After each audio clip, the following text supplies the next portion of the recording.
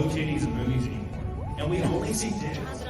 Hey, anyone notice this? Yes, I love titties. Big old titties.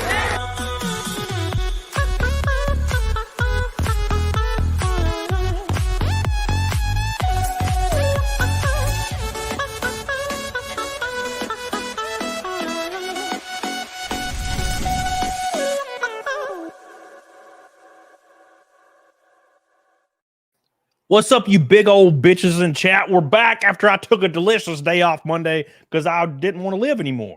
And I was like, you know what? I'll come back Wednesday if I'm alive. And we're back, and we're with Vera Dark. How you That's doing? me. Doing good. Heck yeah. I'm so glad to have you here. I'm glad somebody finally responded to one of my DMs. So I can schedule a show. A light in the darkness. Yeah. Oh, gosh. I just died. So Dying already. basically what happened, I got banned off Twitter, permabanned, for a satirical article I quote tweeted. The funniest thing that has ever happened in my life. I couldn't believe it because I thought it was for sure because I said the F slur like 9 times in one day. I was like, dude, I was like, oh shit, they got me finally. It was, that could be a runner-up. I knew it was gonna. I thought of 100%. It was like, you've been banned, and I was like, oh damn, I said the F slur too many times, and because I was Melanie Mac was she was doing it. So I was going to do it. And they were my biggest tweets, too. Every time I'd say it, it was like 1,000 likes. I'm like, woo. So at any rate, I quote tweeted some random article. It was about a guy in New Zealand that broke into someone's house. And the owner of the house proceeded to assault him sexually. So the owner of the house got like won. It was a win. It's a W, in my opinion. I feel like if you break into your house, you revoke your rights, you know, especially the rights of your ass. So, anyways, I like laughed about it and quote tweeted it, and I was like, if you break into my house, I'll do the same thing. And I got permabanned for it. Wow, no humor allowed. No humor allowed. No, and yeah, unfortunately, it's what is it? They don't. It's not freedom of speech. It's freedom of reach. Like Alex Jones, people like that get unbanned. Not me. I'm not famous enough, unfortunately. Hopefully, one day. One day. Hopefully. Maybe. Possibly. Potentially. My booking agent Twitter only has 2,000 followers. I just created it recently. And even though it says joined in 2014, I don't even know how that works. But I created it, used an old email or something, and no one will respond unless you have like my old one had almost 30,000 followers. So no one can respond to me anymore because they're like, oh, who's this garbage? I'm like, it's me. It's still me. I'm like at the window, please. I'm like, let me in. Yeah, I'm like Matthew McConaughey in Interstellar when he's beating on the wall in the Tesseract. He's like, no, Murph, please, no. That was me. Maybe one day you'll get the account back. Hopefully. I'm hoping. I miss it. It was so good. That my first tweet back is gonna be the F slur too. I'm so excited. I'm gonna be like, guess what? F slur's back, and it's just gonna be me in a bikini. It's gonna be great. I'm going to be in the new conservative calendar. Speaking of conservative calendars, Billy Hatcher already starting the show off right, getting us a 10th of the way to Naked Snake, all ready for the 257th stream in a row, 2.5 years. My Billy goodness. Hatcher. Oh, my gosh. Thank you, Billy Hatcher. It says, Tim Pool's stream got shut down as soon as he started talking about the list. Also, heck, the anime localizers. Dude, I agree. We're going to play some videos about these anime localizers here soon. These are like the snottiest, evilest people. Like, I don't, like, how do you even... They are so egotistical. It is insane. It is off the charts. I mean, we're talking Rachel Zegler, Brie Larson levels here. They think that they are just the best people to exist. Oh God, it's going to change everybody's life in the chat. You're going to throw up. Your PPs are going to go inside themselves. You're going to tie a string around it to take a piss because it's going to be awful. Thank you, Billy Hatcher, by the way. I love you. First Pink Boy of the night. He's already going hard as hell, getting us closer every day to Naked Snake. Thank you, my friend. Hope you're doing well. Monkey Man says, let's go Huskies. Going to win the title. Hoof a woof. Thank you, Monkey Man. I hope the Huskies win. Get the hell on it, diggity dog on it. My boy's the Monkey Man. Reese with the gold boy says, I can only send money when women are here. Have a great show. Well, thank you. I appreciate that, Reese. I will only schedule women from now on. That sounds like a good thing to do in 2024. A good resolution. Women only. Yeah, it's like Star Wars. We don't need men. No, we don't need men. Men are dumb. We need tiny women with zero faults that can beat anybody for any reason with zero training. That's what we need. Truth. We don't need training here. That's it. Yeah, no. Why would we? Leave that to the men. Yeah. They haven't proven themselves.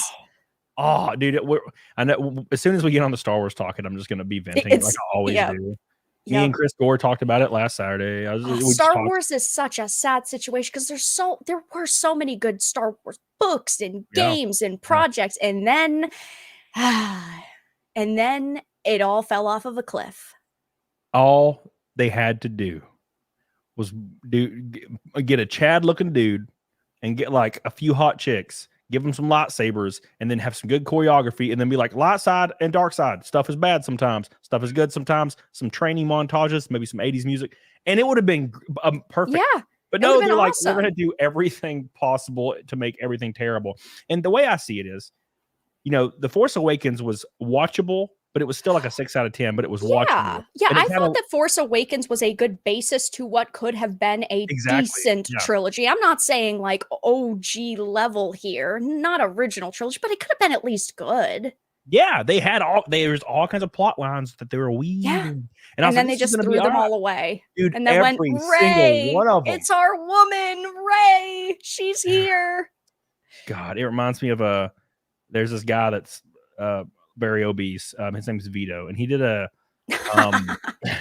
video like essay about Star Wars, and that was it's a very, very good video, which pains me to say that he doesn't do that kind of good content anymore. He's trash now, but but there's this one thing where he's like, oh, and he's like talking about every single gotcha moment. He's like, and Snoke, Snoke's a big guy. Oh, gotcha, never Mind, he's nobody. It's like, who's Rey's parents? Gotcha, nobody. And it's like, this is so stupid. Anyways, we'll get into that. Thank you, Richard. By the way, you a bitch. Oh, Richard, I can't wait to see you next week. By the way, make sure.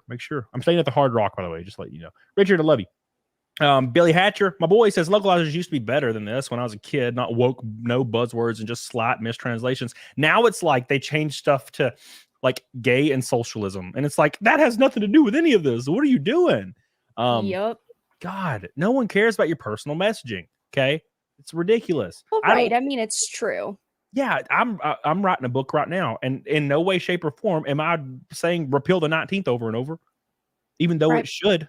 I don't say it out loud, because what's sad about the localizer situation, though, that this comment brings up is that we've found out even in recent times over the past couple of years that there were games that are considered classic, like Skies of Arcadia, that were actually butchered that we didn't know about. So we still love those games. We have that love and nostalgia, but it's not like we knew. So it goes back so far. Yep, that's crazy. It's absolutely crazy. We're going to go into it. Thank you, Billy Hatcher. I love you. Appreciate you. Patrick Power, my boy, says, Cody, you're gay. Thank you. I appreciate that, and I agree. Because I said it on Twitter today. I say it on Twitter every day. When somebody calls me gay, I'm like, well, I agree, because it makes sense. I got a lot of Twitter spats today. I don't really know why, but I think the algorithm changed just to piss everybody off, because every 2 seconds I see stuff that is so ass backwards, and I can't even believe it. Twitter is definitely a very interesting place. Yeah, it's like there was this one. It was a trans woman, and the whole post was like TERFs or something about TERFs being not liking men in their space, and then she like goes into like locker rooms willy-nilly and like films everything, and this is like, I don't care what TERFs think, and I'm like, oh my god, I don't care. Not only do I not care about this, but holy crap, like how in any conceivable like viewpoint is a woman's feeling or a man's feelings supersede a woman's safety? Like, I don't care. Even if you do believe all this, why are women taking a back seat? Shouldn't it be like, well, look, if you're not comfortable, I won't be here because you're a woman. Right. Get out. You know what I'm saying? But no. It's, now they're just TERFs. They're all J.K. Rowling now. That's what they all are. Thank you, Patrick. Good old J.K. What a beautiful woman that is. I love Harry Potter, and I think the movies are kind of garbage. Now, look, they're not perfect, but they're at least watchable. No, for sure. Yeah. No, the thing about the movies is you can put them on the background and you hear he, and then like it gets you excited and like nostalgic. It's a good you background can see thing. it. Yeah, and then that weird it's like the music that shares the music with Home Alone in one scene. It's very close. In Home Alone, John Williams does the music for Home Alone, obviously. He also does the music for Harry Potter, right? So the scene where they go into the big ballroom during like dinner or Halloween, it's going and that's quite literally almost exactly the Home Alone like mischievous theme. When like I remember they used that theme in like when Harry is getting the broom as well, when he's like gifted the broom, and it's like, it's so exciting. Yeah, it's great. It's great. That without John Williams, it'd have been a different experience. And I kind of like the earlier films probably just because Chris Columbus is great. I love his directing style, and the older films seemed like they were trying to, the way they were shot was trying to like get some of that Twilight like clout. Yeah, well, the first films just felt much more whimsical and unique, where, I mean, they just became very cookie cutter kind of Hollywood, where you knew when the action scenes were going to be, you knew how they were going to be shot, which characters were going to be focused, and it just ended up becoming more generic. Yep, exactly. Love you, Slagalos. 2 for the Goomba. Bear, ask what it is. No, I'm done with this meme. Okay, I'm done with this meme.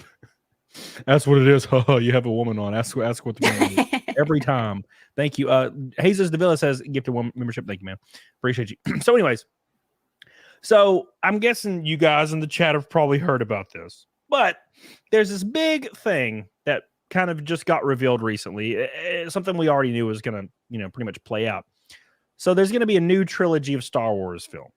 And these films are going to be about the new Jedi Order. Keep in mind, it was never about Luke's Jedi Order, which is what everybody wanted and what everybody expected. Because if you played the games, read the books, there was a Jedi Academy that Luke ran. Kyle Katarn was there. He had a great goatee. There's a lot of cool things happening. Well, instead, Luke is a dumbass. Tries to, for some reason, kill his nephew or Ben Solo, whatever. And then, stuff happens. Whatever. It's whatever. So this new trilogy is about Rey and her Jedi Order, and it is headed by feminist activists, and her name is crazy. So I'm not going to try to remember it. I'm just going to say it because it's on here somewhere. Here it is. So she claims that the entire direction that Star Wars needs to go in is to make men feel uncomfortable. Which is just great. This right. Is very That's comforting. exactly what people want in a movie about aliens and all of these complex family dynamics. We need to make men feel uncomfortable. That's the priority now. I already feel uncomfortable all the time. Okay.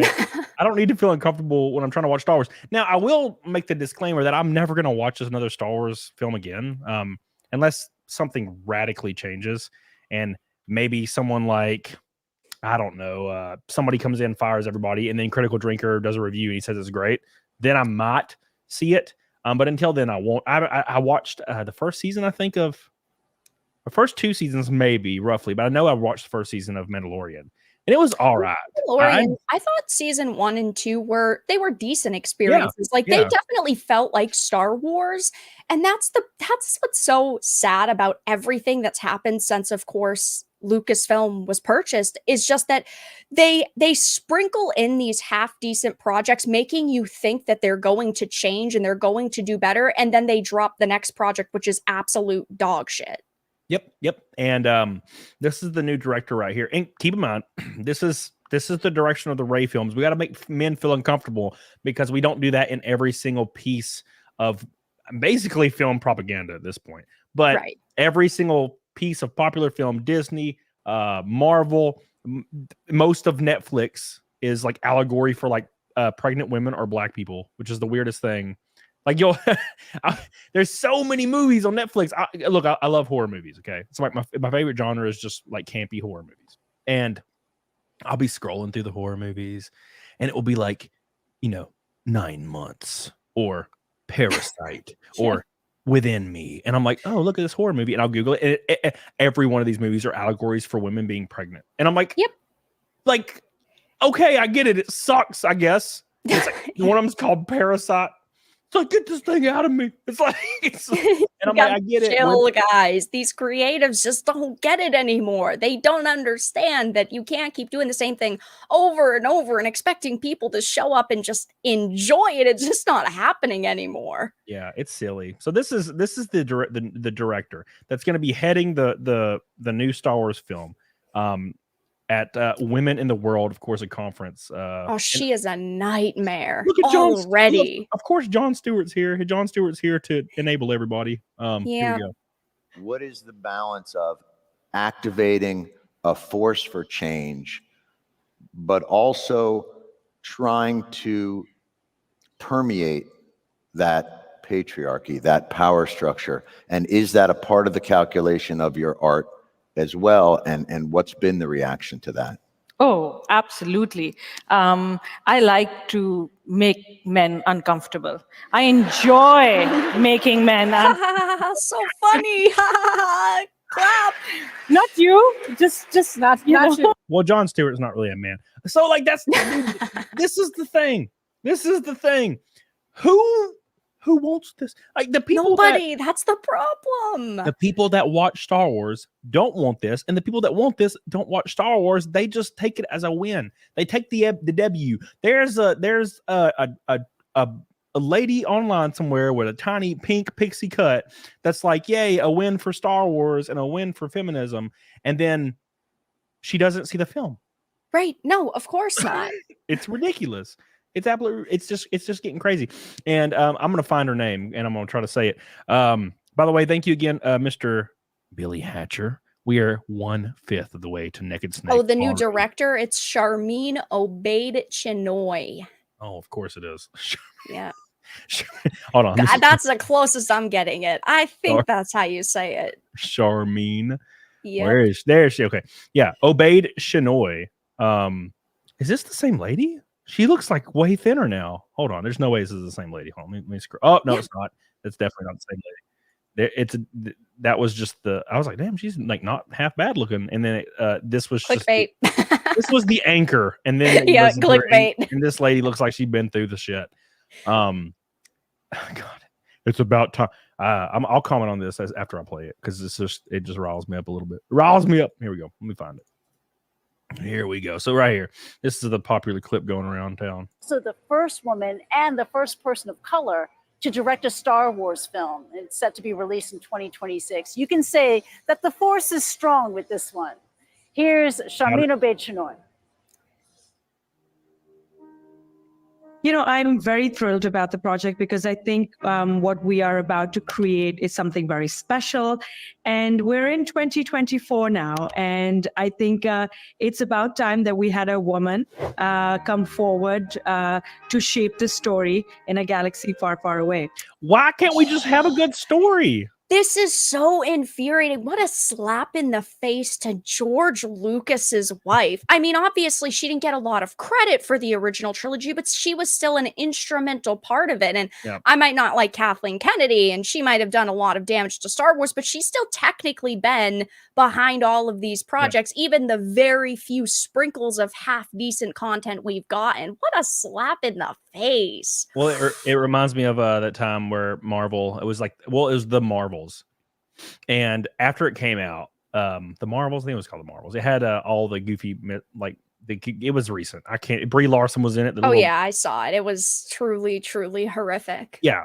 So after it came out and the box office was unbelievable. It made $80 million domestically. It didn't even break $100 million.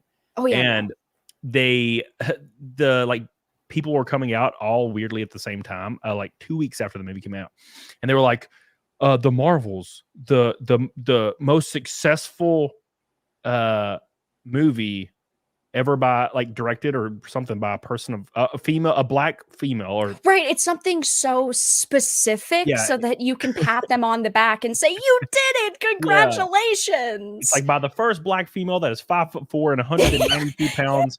And it's like it failed every other way. It's funny though, because she set the record for highest opening weekend for a black female director, and also set the record for lowest Marvel grossing film of all time by a black female director, or any director actually.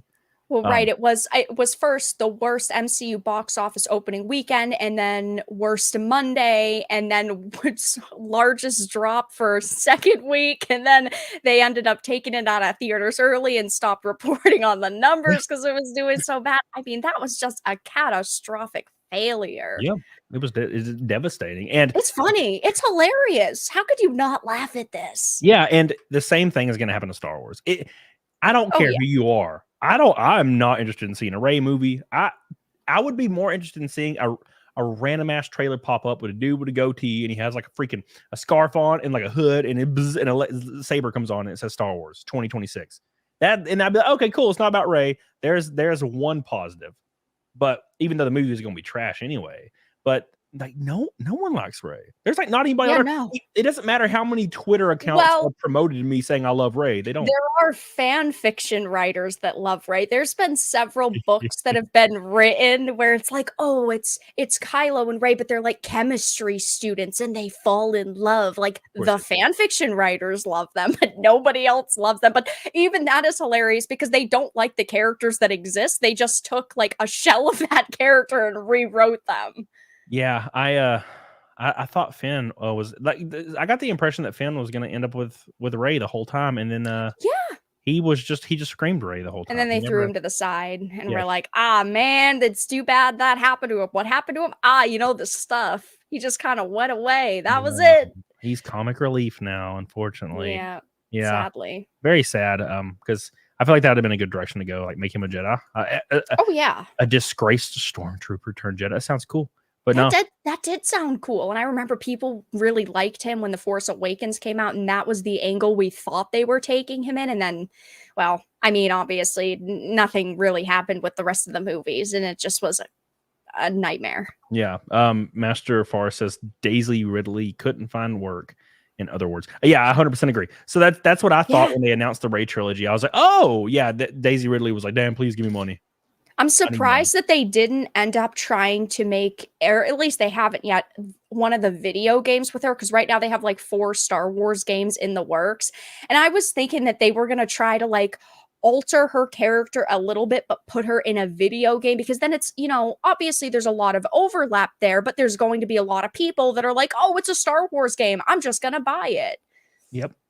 Well, what Disney thought when they were purchasing Star Wars, they thought that it did not matter what they wrote or did not matter. They were going to make money because Star Wars fans will buy anything. Unfortunately, they were wrong because the toys sat on the shelf. The movies did all right because no one knew.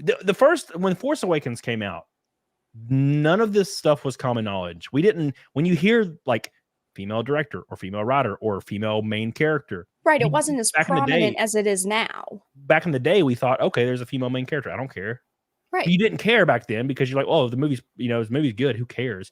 Right. But then now it's all activism. So when you hear, this new movie is going to be led by a female and they're bragging about it, it's going to be shit immediately. Oh, yeah. And it's so sad because I don't want to instantly judge a project just because it's got a female lead or a female director, because that shouldn't matter. Your gender shouldn't matter. If you can create a great story or a great product, that's what matters. But the people that, of course, Kathleen Kennedy is hiring for the Force's female, they just are unable to leave their, activism at the door. And that's exactly what we're seeing with this new female director. She's already coming out and saying, I'm going to be different. Why? Because of my gender. That shouldn't mean that you get this role or you get this job. But I mean, Disney. So that's how it ends up. Yeah, being. That every single decision she comes up with in the writing room is going to be led by some kind of activism behind it. You can't make good choices when everything's fueled by whatever activism that you were trying to inject into it. There's going to be all kinds of. There'll be like half the bad people, like the last ones, really. But it'll be more cemented. All the bad people in the Rey film will be like white dudes. Right, of course, classic. 100%. Right off the bat. That's going to be a no-brainer. They're going to be trying to oppress women in some way, shape, or form, or people of color, because that's all people see in the West. Even though it's the most ironic thing in the world is a female of color will get a huge directing job to direct one of like the biggest franchises that's ever existed in history and then make it about people being oppressed. And like, you are literally evidence that this isn't a thing in the West anymore. And it's like, nope, I'm going to make it like that. I'm going to make it like this. It's like, this is so ass backwards. It doesn't make any sense to me. Oh yeah, exactly. And with this new director they've chosen, she doesn't have any sort of background that would warrant her being handed this type of film. And of course, this has happened so much with, Disney and Warner Brothers and companies where they just hand them to people because they're easy to boss around because they don't have a mind of their own. Like if they brought for, Amazon's Lord of the Rings, if they brought Peter Jackson back, he's going to have a say. But they're hiring unknown people because they're easier to boss around and they'll go along with whatever message these companies or these Kathleen Kennedys say they want in the movie or in the content. And they're like, yes, of course, I'm so grateful. I'll do this for you. And then they end up getting dropped right after the project because they didn't make money. You'll see every time there's a new writer that you've never heard of, and it's like first female, whatever. You go and look at their writing credits, and they have one writing for a short in 2014, and I'm like, why did they get hired for this? Yeah. Like how is this like? You would think that you would have to be one of the top 10 most original, creatively also profitable directors or writers that have ever existed to even get close to a movie franchise like this. It's the weirdest thing. Of course. And I totally understand that we need to give people that are new to the industry a chance, but we're not talking like directing this big movie, maybe like directing one of the shows. And if they do really good with the show, they can do more projects, but instantly handing them, a trilogy, or in this case of the Rey movie, I think they've said that they want it to be a trilogy, but right now it's just one movie.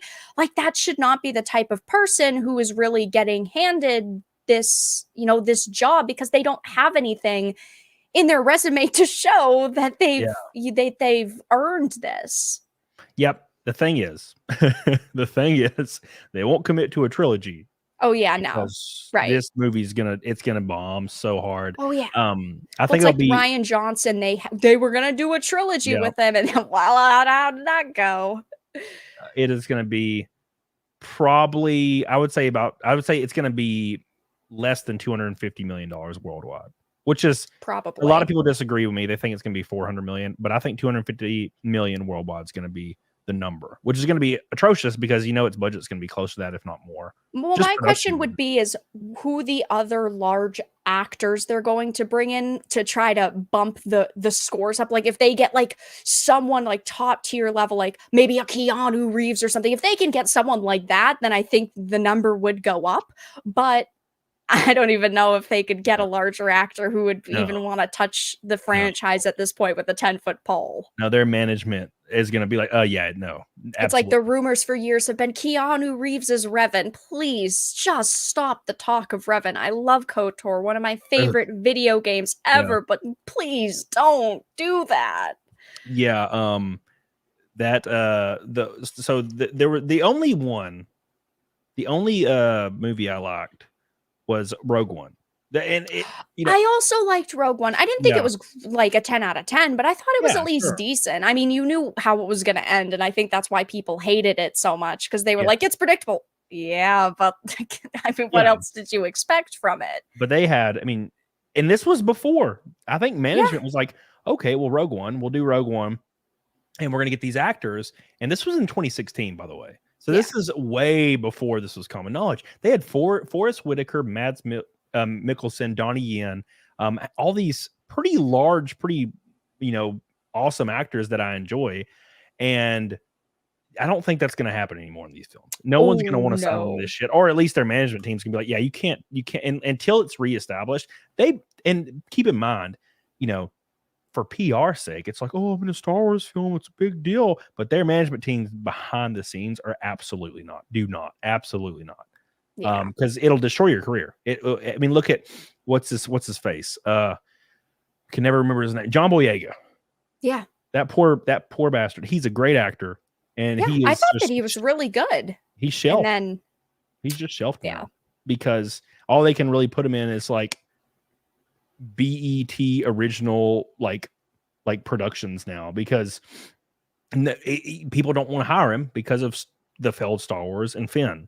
And well, it's the same thing with even Daisy Ridley. No one wants to hire. She's done a couple movies over the years, like she did the Ophelia movie. She did the one with Tom Holland. I don't remember the name of Chaos Walking, I think it was called. And all of those movies did not do good. And yeah, part of that is she's just not a very good actress, at least in my opinion. But also, I think it is because, yes, Star Wars severely damaged their careers. And that's why she's going back to Disney saying, you want to do another movie with me? And they're like, sure, why not?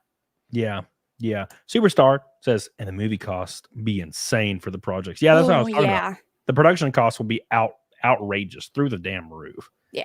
So they have to make more than $450, $500 million to break even after marketing. I mean, I just don't see it happening. Absolutely not. Thank you, Superstar. I love you. But no, Star Wars is not in good hands. It's funny because what's his name? Bob Iger comes out every single meeting to his investors, like every Q4 or whatever, Q3 meeting with investors every year, and he says what everybody's thinking. He'll be like, "We understand that the messaging in our films is damaging our films, and he implies they're going to change." But he says this every year. Right, quality over quantity. He says it every quarter, every chance he gets, and it never changes. Nope. It's just to keep investors interested. But when are they going to take the hint and get the hell out? Well, it's also the same with the video game side of Star Wars. Right now, they have Star Wars Eclipse, which was originally supposed to come out in 2026. Now they're saying 2028. That is years and years away. They had the Knights of the Old Republic remake, which has been delayed 3 times, and now it's inevitably delayed. And now I believe it comes out at the end of 2024. They haven't exactly said, but it's going to be Star Wars Outlaws, where it's a strong female character. And maybe it'll end up being good. But they had the success with the Jedi Fallen Order and Jedi Survivor games, which were really good. But now they're trying to bank on it because they're saying, well, what's making money for Star Wars? The games are doing good, so let's keep trying to milk it. But now they've got 4 projects in the works, a lot of them being infinitely delayed, hundreds of millions of dollars, development studios being shifted around. Like, even that is a disaster. And that's what I think they were really hoping on banking on. Yeah. I feel like the way to fix all of this, because you could get an operating number higher or a net adjusted number, fire everyone that you can legally that are not on some kind of contractual agreement. Fire everybody, fire writers, fire directors. Well, that's what's happening in the video game industry right now. Is so many layoffs. Fire every single person, cancel every single project that you have coming up, set a date 2027 for a new Star Wars project. If we're hypothetically talking about Star Wars. Set a date for 2027. Announce what writers you're eyeing. Make them the most over the top, biggest writers, most talented writers that you can come up with, and set a goal. Come up with a script. Iron it out for years. Start filming. Get really good actors. Just every step of the way, be completely transparent with the public. Yeah. And don't have one statement come out from a freaking a goofy ass beta cuck dude or a chick being like, yeah, we're aiming to make men uncomfortable. Don't say anything like that. They did that with the KOTOR remake, which is so sad because they had hired a woman named Sam Maggs. I don't know if you know who she is. I don't know if the audience knows who she is, but basically back in 2015, she said she was raped in Grand Theft Auto. That was her Gamergate claim to fame, her 2 minutes, and they hired her as a lead writer of the KOTOR remake. And then when that came out and they admitted that this was the case, she got a better position and she quit and she went to go work for Wizards of the Coast. And I don't care, go ahead and ruin Dungeons and Dragons more. It's such a lost cause. But they had this massive feminist working on it, and she was coming out and attacking anybody who was saying that she's a joke because you really think you got, raped in GTA, that, oh my God, that's why you think that you deserve to be writing for this company. And then we found out, she only got to work on these Star Wars games because her husband ended up being a lead producer for them. And it's just hilarious because they're still allowing these people to come out and make all these controversial statements. It's just such a mess because Knights of the Old Republic is such an iconic game. I love it. I mean, it's one of my favorite games, but it's one of the great pieces of Star Wars content, and they're hiring people like Sam Maggs to work on it. What a disappointment. It was you know what I blame all of this on? I blame this whole movement on Last of Us 2, the video game. It started before The Last of Us. It did, but God, it was almost as if the media attention around The Last of Us 2 coming out and the leak about Joel getting golf clubbed, and then that definitely sparked, I think, a lot of the a major portion of the backlash that happens now, for sure. But I mean, it was happening before that, obviously. Yeah. But I do agree that Naughty Dog, Neil Druckmann, Abby, Last of Us 2 was a major fire. Dude, I remember playing that game and being, I couldn't. I love the first one, and I remember playing the second one. And of course, Joel gets golf clubbed immediately, and then you're playing as Ellie and then her girlfriend Dina or whatever the hell her name was. Dinah, yeah. Yeah, and then you would just go and somehow, as a 90-pound girl, eliminate like 500 dudes in a building and then walk out. Leave the logic at the door, unless it comes to the way that women look in video games. You can't show curves at all, because that's unrealistic, but it's okay if it's unrealistic when it comes to a woman doing things. Yeah. And then you would leave the building, and they would just have this like kind of arbitrary conversations while you're going to the next area. Like, they'll just talking back and forth in in real time. The filler. And it's like weird, like cutesy relationship stuff of people that have been in a relationship for like 3 days. You know how it is. Like, right. We should do this later, babe. Yeah, babe. I love you, babe. And I'm just like, this is so awkward and forced and weird. And then you just go into a building and there's a cut scene where you guys like have sex. And I'm like, this is I can't do this shit. This is awful. Like, I personally, it was one of the very few games that I skipped, but I have watched a full playthrough, and it is definitely a horrendous game. And I don't even know what they were thinking. I mean, I get it, right? They had people like Anita Sarkeesian helping sensitivity reading for it, but what a clusterfuck. God, it was awful. And then at the very end, you finally get Abby on. You finally get her in your grasp, and you don't like. She decides, I'm just not going to kill Abby for no reason. Right? You're like, you know what? I'm a changed woman all of a sudden. I'm like, this is my redemption arc. I'm not going to kill you. No justice for Joel. They didn't even let you get justice for Joel. It was just It should have been a choice. You could have let her live, and Abby, Ellie could have had her redemption arc, or you could have killed Abby, and I would have been happy at that point. Yeah, and I would have been glad it was over. Malik Gurley says, if Robert Pattinson it took Robert Pattinson years to get away from the stigma of Twilight. Now he's in things like Lighthouse and Batman. Yeah, Lighthouse, I love that movie. It's great. I think Robert Pattinson's a really good actor. He does great. I know that there's people that hate on him because of Twilight. I'm going to pretend that doesn't exist. He was good in Harry Potter, great in The Lighthouse. Batman, I really liked him in Batman. Yeah. I don't know. I think that he's done a lot of good stuff recently. Yeah, he was the Heron in Boy and the Heron. Yep. He did great. It did not sound like him at all. I love the joke in it, the "your mom" line. It's become such a big meme. Yeah, this is great. Malik Gurley, I appreciate you, man. It's 395 until Naked Snake. Thank you so much, Malik Gurley. I appreciate you. Tell me a little bit before we get into the anime localizers like clips.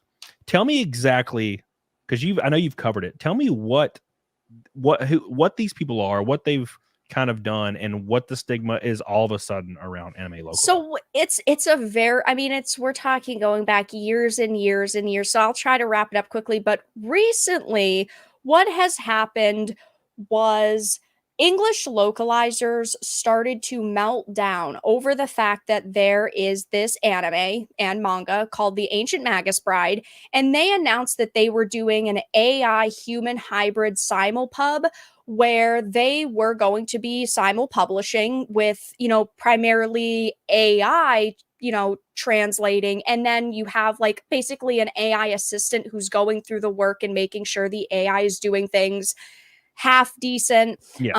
But they freaked out over that, and now we're melting down that people are calling them out because of course, you know, a human being should get a job first. If a human being can do a high quality job at something, that is great. But also, these people cannot be trusted because over the past, it's really gone on for about 8 years or so. There are hundreds of examples of localizers taking creative liberties with anime, with manga, with video games, all of these different things. And they basically view it as, well, I'm doing good because I'm changing things that someone might deem a little bit too offensive, or maybe this could, you know, upset some sensitive people. So I'm going to make these minor changes. And of course, sometimes they're, you know, 1 or 2 lines. Sometimes they're changing like a whole character's personality. I remember there was a situation where there was a character, and they were kind of like a femboy, and they changed the whole entire product so that they ended up being trans. Like, it's these situations where these activists cannot help themselves but Yeah. make these changes. And so there's been this uprising over the past, I'd say like 2 years. It's gotten pretty strong, this uprising against localizers, and now they are so upset because they are being replaced with AI. It sounds like they need to be. So like They do. Yeah. They'll add cringy references, like they'll call people chuds and big brother, and they'll say yeeted, but then sometimes they'll completely change a character's background and a character's backstory because, oh, maybe they make, you know, these sophomoric jokes about the way women look or things like that, and they'll change them, and they don't think it's a problem because they found it offensive because they were triggered over it, but they just completely disrespect the original, you know, source material. Yeah, and they don't care at all. Oh yeah, no, they do not care at all. They think that they are in the right, everybody else is in the wrong. And like, I get it. I don't want AI to be replacing people's jobs, but they have been, you know, given chance after chance, and they just have proven incapable of respecting the material and not taking creative liberties. It's weird. It's like you would think the original studios, if they changed it so much, like changed a character's entire backstory to be some kind of like weird social movement in the West, you would think that the original studio or something could like somehow have grounds for legal recourse of changing their. Well, they could, but the thing is like a lot of these companies say, like anime, manga, we're talking about people who only speak Japanese and Japanese companies. So they're hiring these people in the West and they're trusting in them, right? They see their background, they see that they've done maybe tens, dozens, hundreds of projects. So they're putting their faith into them, of course, until they go on social media and they see, you know, headlines saying localizers in another situation, localizers changing more content. And we are starting to see, you know, companies actually taking recourse by focusing on AI instead of hiring people. But unfortunately, the damage has been done. And there have been so many instances. Like, we would have hundreds of products taken off the market if it was, you know, if we were taking them off because localizers change things, which is the issue we face now, because it started as, you know, small things like maybe adding in like really Western phrases or cringeworthy terms. And now it's like changing whole characters, changing backstories, all of these different things. I mean, these activists, these localizers themselves are just activists. Yeah, well, I mean, if it's anything, so if it's Funimation, so I've had a problem with Funimation for a long time, and it like pains me because I loved a lot of characters Chris Sabat did for like the longest time, and then of course the thing when Vic Mignogna came out, and I'm friends with Vic Mignogna in real life. We've hung out 100 times together.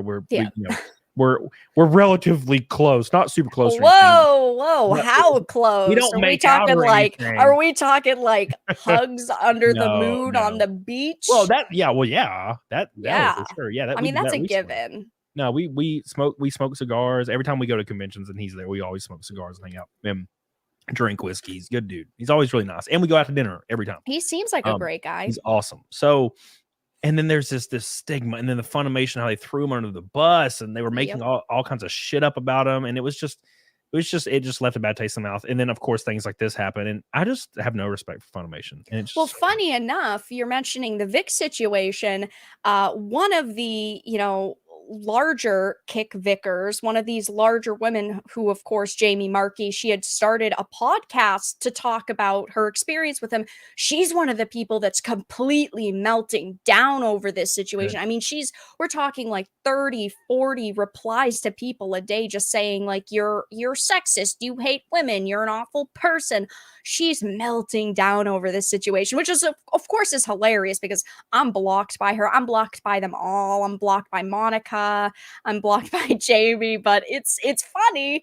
But these people are also the individuals, the voice actors and, localizers who are just melting down over it.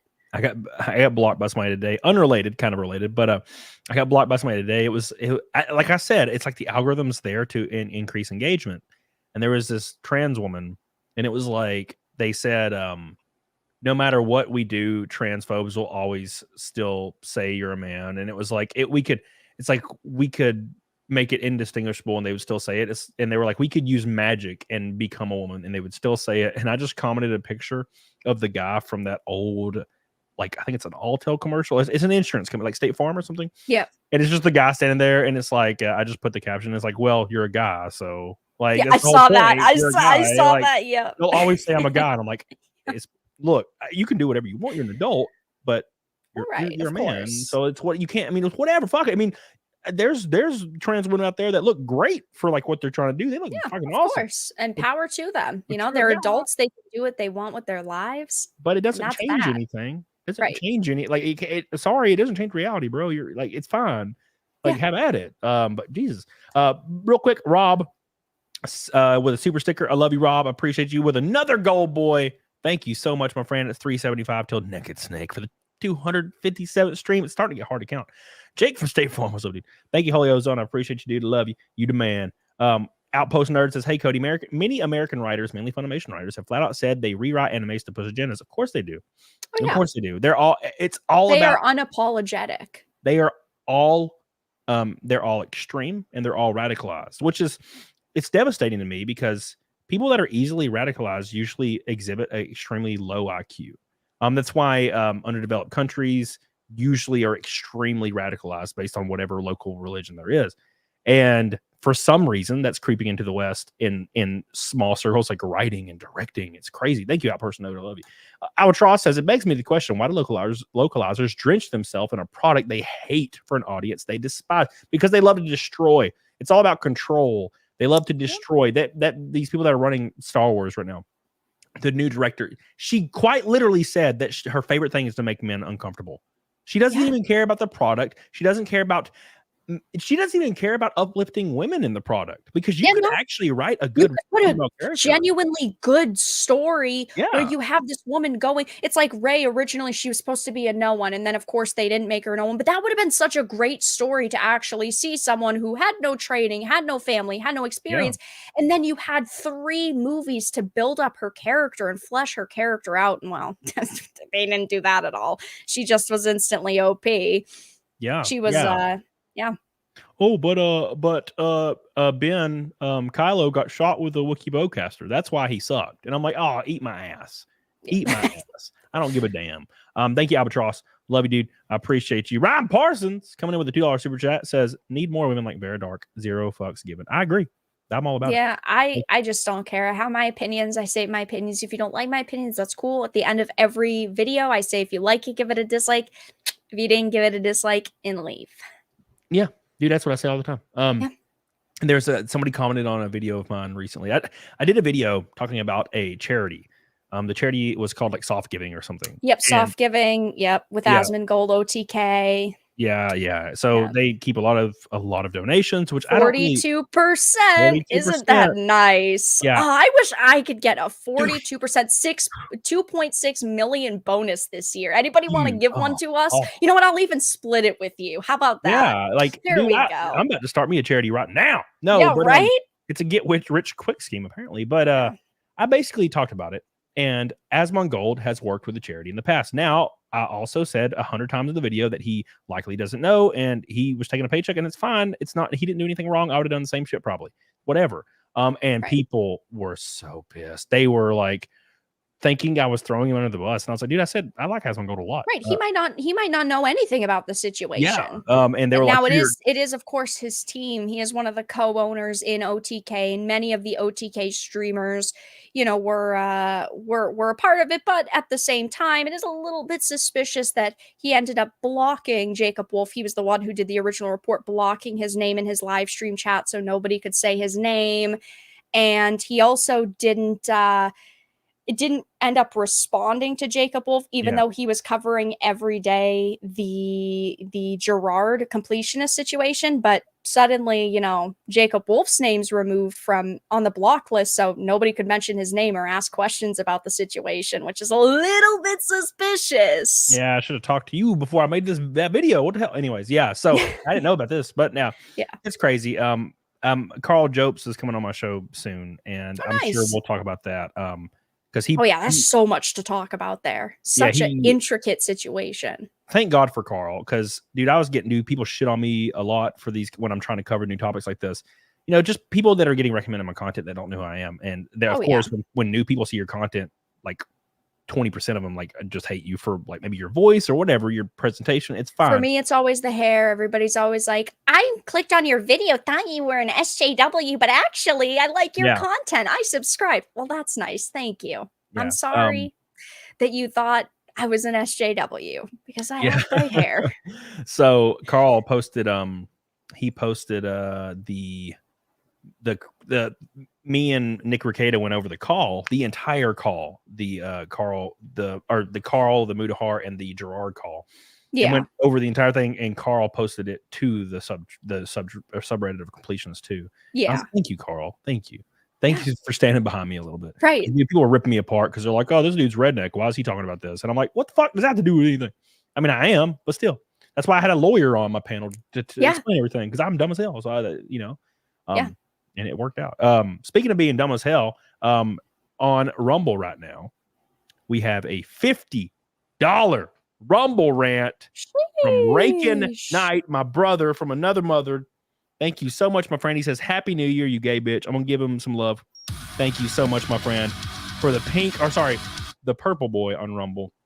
Rumble's been stepping up the game lately, competing every single show with YouTube. Thank you so much. I love you. And I appreciate you. It is the first stream of 2024 for me today. Welcome, everybody. Yes, new year, new goals, new IPs to be ruined. Yeah, unfortunately. Somebody in chat said, "Why is her link not in your?" Chat? I had put it. I just put it in chat really quickly for them. Yeah. So YouTube used to do this thing. I guess they don't do it anymore because I've actually had a few people mention this. Used to, like, a few months ago, you could just and put their you used to be able to, and YouTube has been messing with all of the adding and the linking, but I did just put it in stream for the person. So it doesn't, like, I just put and I put your dark your name. Look at my name at the bottom here. It's just that, but Dark Titan Media. Yeah, it was weird. It's just it doesn't do it. Only does it. Sometimes it does do it. Sometimes it doesn't do it. It won't like link the channel. That's YouTube classic. You never know if it's going to work or not. Need to just do it manually, I guess. Mario Trujillo says another thing is localizers have been caught stealing fan subtitles, translators. These people are just plain evil liars, thieves, and bottom feeders. Thank you, Mario Trujillo. Thank you. Yes. Thank you. Thank you. So let's pull up this first video, and this is Asma Gold. Like I said. I think I watch his content. I'm subscribed to his content. I like his content. So this is a person asking a question about the localizers changing things, and this is brutal, by the way. So what? Listen to this, guys. Gets asked about how she responds to all the criticism regarding the localization. Okay. Oh, I'm kind of scared to ask this question now because I don't want to bring down the room. So this is directed at Jamie, but all of you can answer. Go, Jamie, go. I'm excited about it. Like, so Funimation has come under, let's call it, criticism for how they choose to adapt their scripts for like a couple of shows. Hate. Yeah, got it. Yeah. Jesus Christ. Oh, unnecessary hate. Got it. You unfairly. Thank you. So how would you like to respond to that kind of criticism? To the criticism, like, I have a vagina, deal with it. I hate all talented, funny, powerful Women, we are out here. It's going to happen. Deal with it. I'm sorry you're not getting laid. It's not about you. Move on. That's my reaction. So if you have to say, I'm a powerful, funny, and talented woman, you're likely not. Well, right. You don't have to say you're something and reaffirm who you are. Oh, people should just know. And it's funny, they always go to the like you're not having sex like insult. It's like, what is? Of course. Somebody did that to me today, and I'm like known in circles as being the most sexual deviant person in the world, and people will be like, you're an incel, and I'm like, wait, hold on, I had a New Year's party the other day, and it was crazy. What do you mean? And it's more like it's more like a blanket insult now than it is an actual action.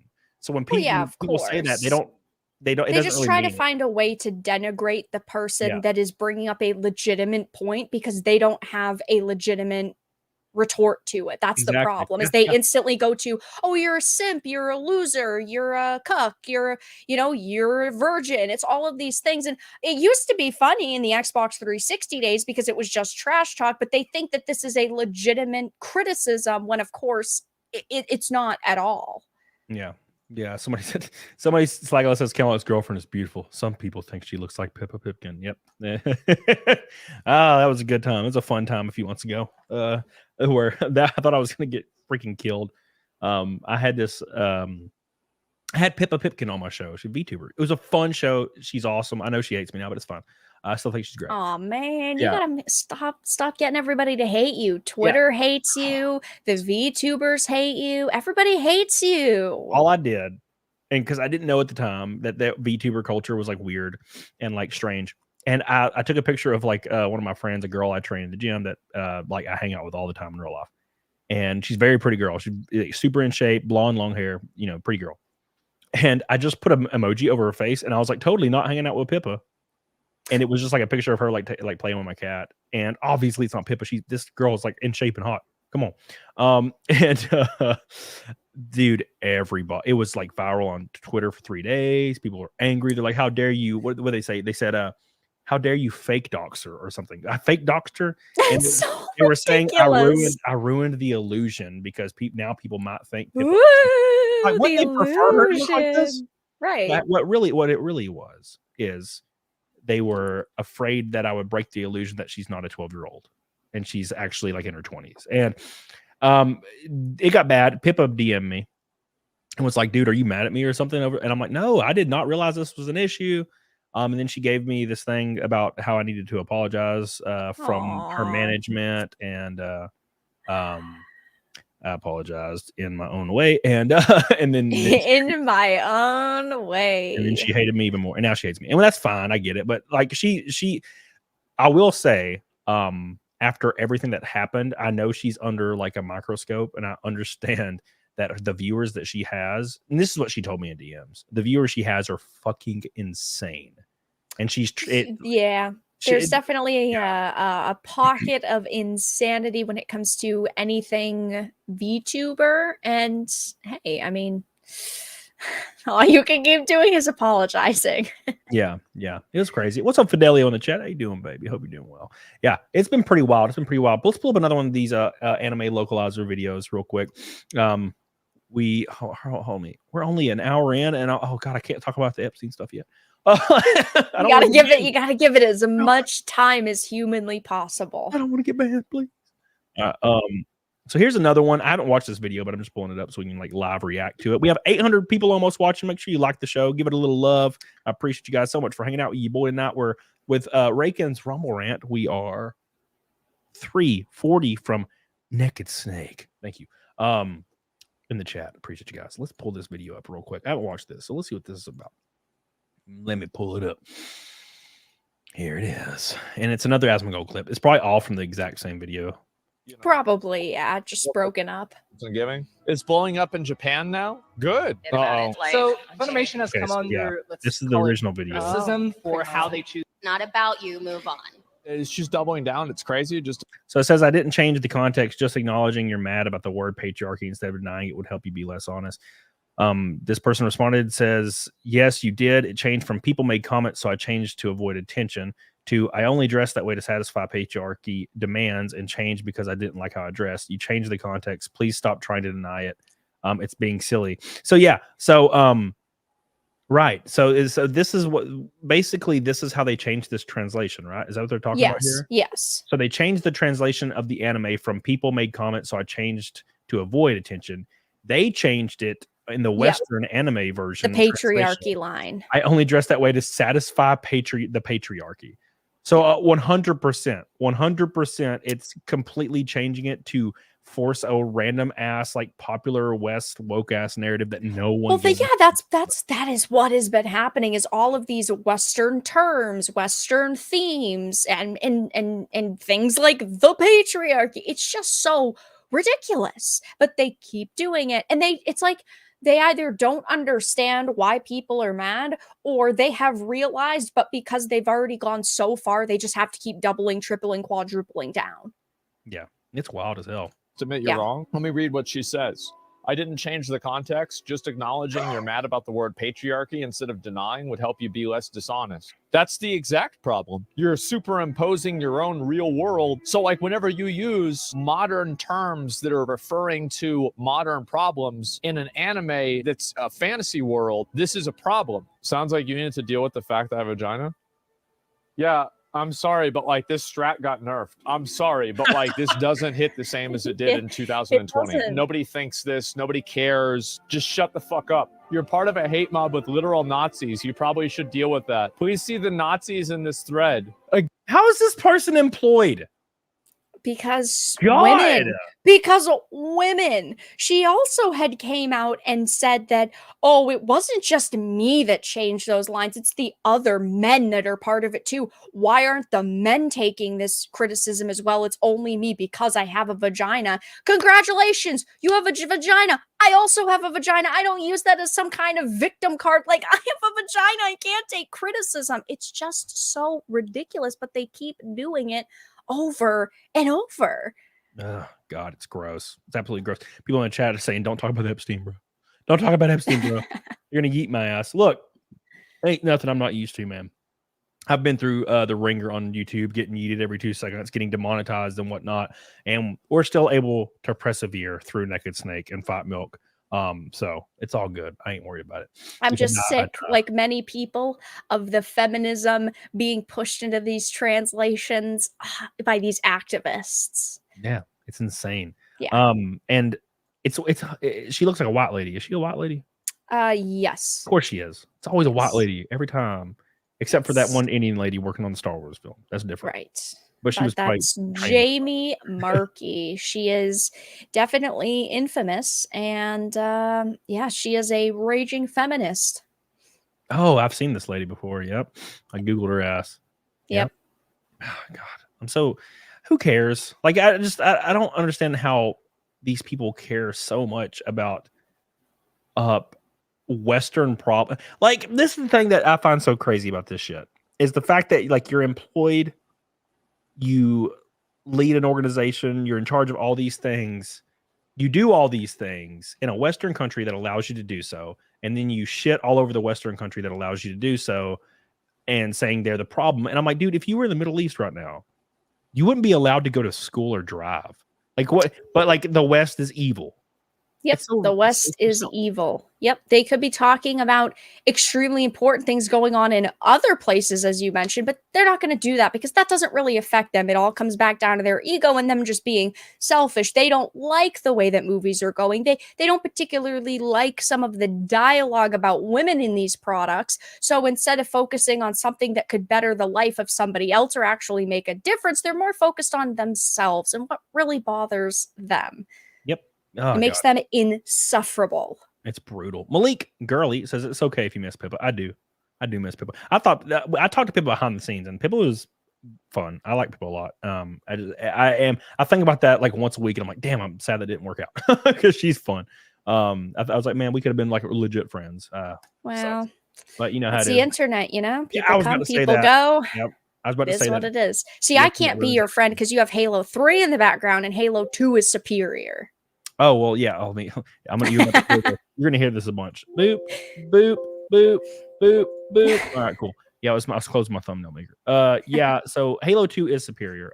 It's just Halo 3 just will auto load on my old ass 360 on this unit. Fair enough. And it plays a demo over and over, so I it's guess not it's static. true, but Halo 2 is just so much better. It's so good. I love Halo. I love the I just love like just drilling elites with the dual SMGs. God, it was so great.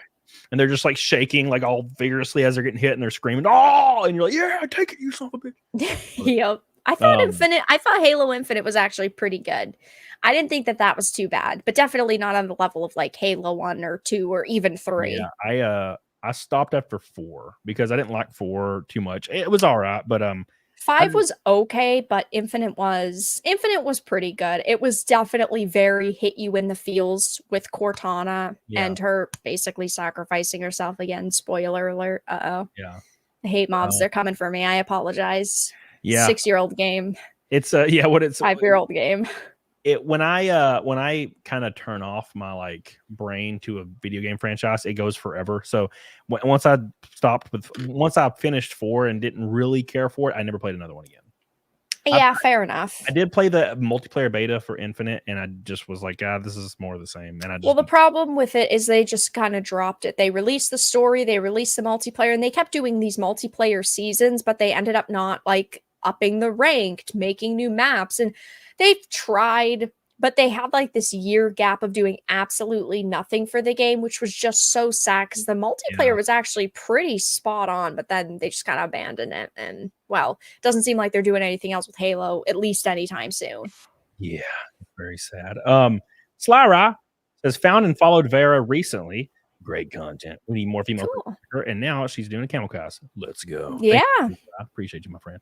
Slyra's the man. Halo Reach forever. I love Halo Reach. Oh, Reach is so good. God, I love it. It feels like Halo. And I remember when it came out, people were so pissed off about the armor lock. Like where you could armor lock, and people were so mad because they would armor lock as soon as they got stuck and the thing would fly off. I loved it. I thought it was great. And that was where they introduced all the armor, if I remember correctly. And had the samurai armor. Oh, it was great. I loved it. It was. Thank you, Superstar. Outpost Nerd with a gold, boy. Thank you so much, man. Closing in very slowly on Naked Snake.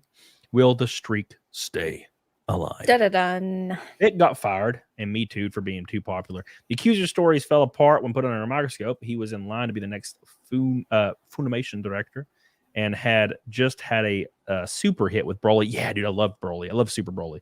I saw it in theaters and everything. I thought it was great. So yeah, it was pretty sad to see that. And I watched the whole thing play out on Nick Rucada's channel, and that's how I met Vic, and I've known him for years.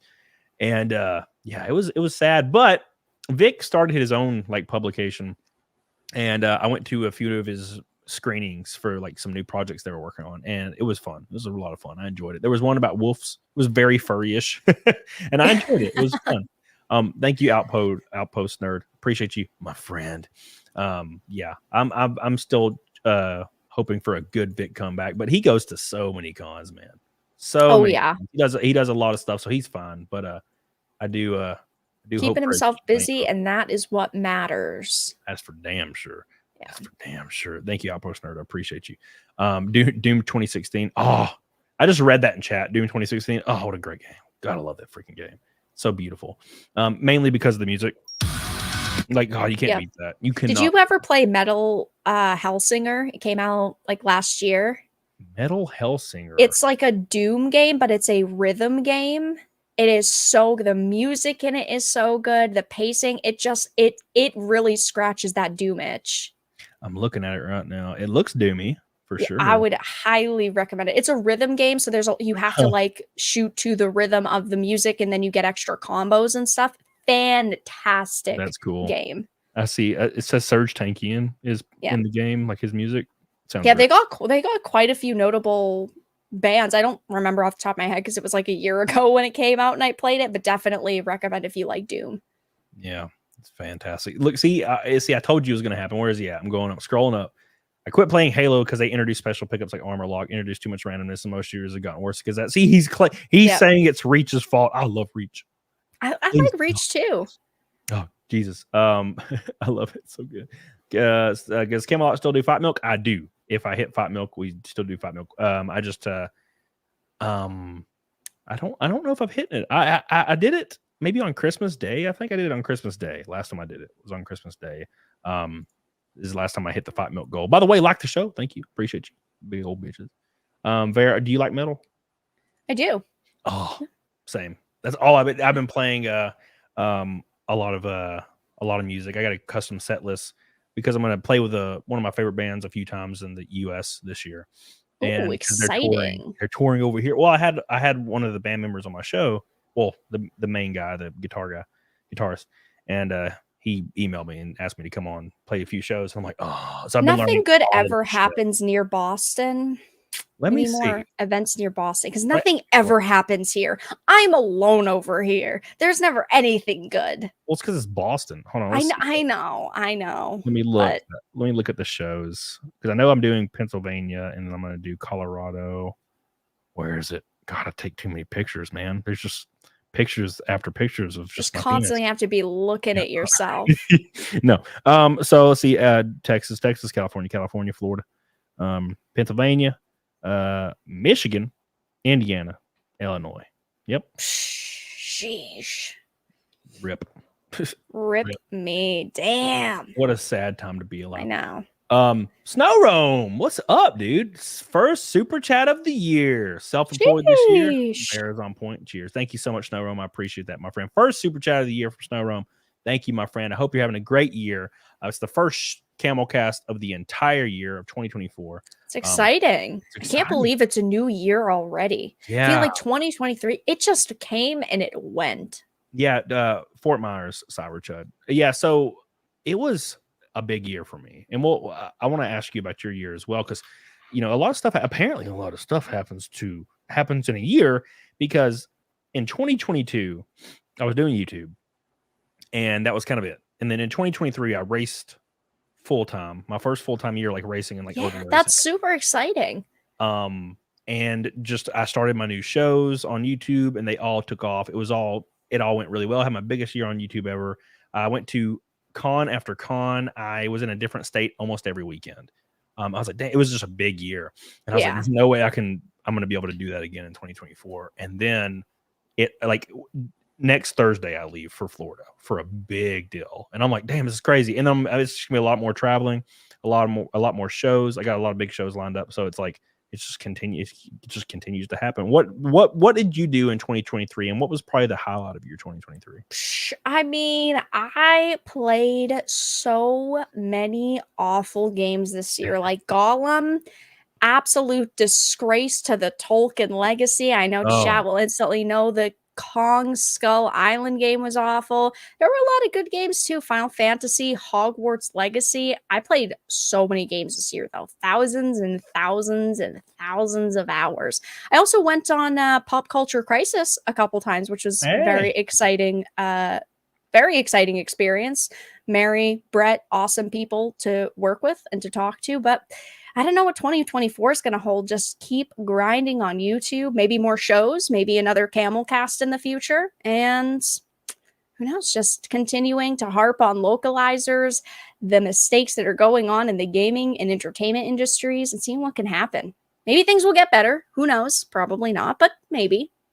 Yeah, it's wild. Speaking of was it the Pop Culture podcast? You said Pop Culture Crisis. Pop Culture Crisis. Yeah, I've been watching that for a while, and I think I DM'd Mary on my new account because I got banned. Yeah, on Twitter, rip. And it's like a baby account, and no one responds to it. Because I'll try to get Mary on here, and I know Brett followed me, so that's good. But I try to get Mary. Really awesome people. That they're they're very easy people to talk to. Very, very good. Yeah.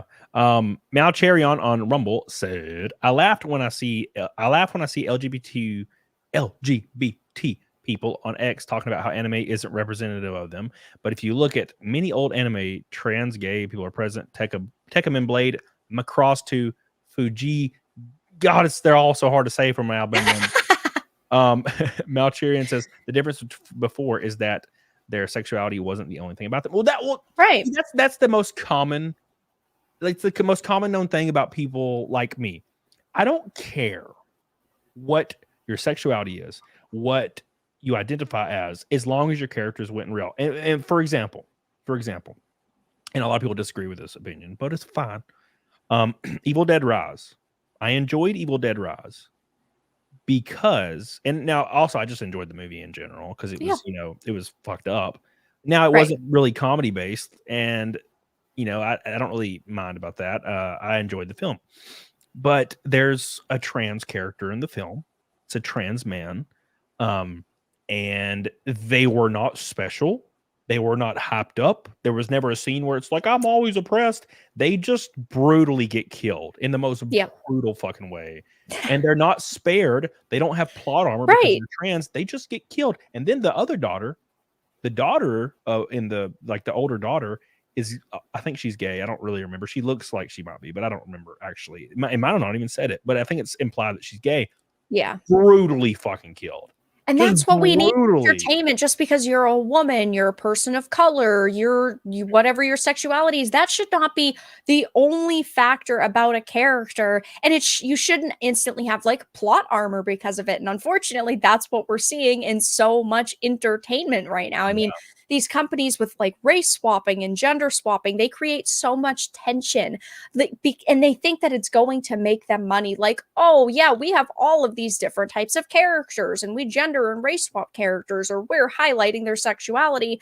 That's great, but that shouldn't be the only defining factor of a character. Okay, yeah, they're gay, they're trans, whatever it may be.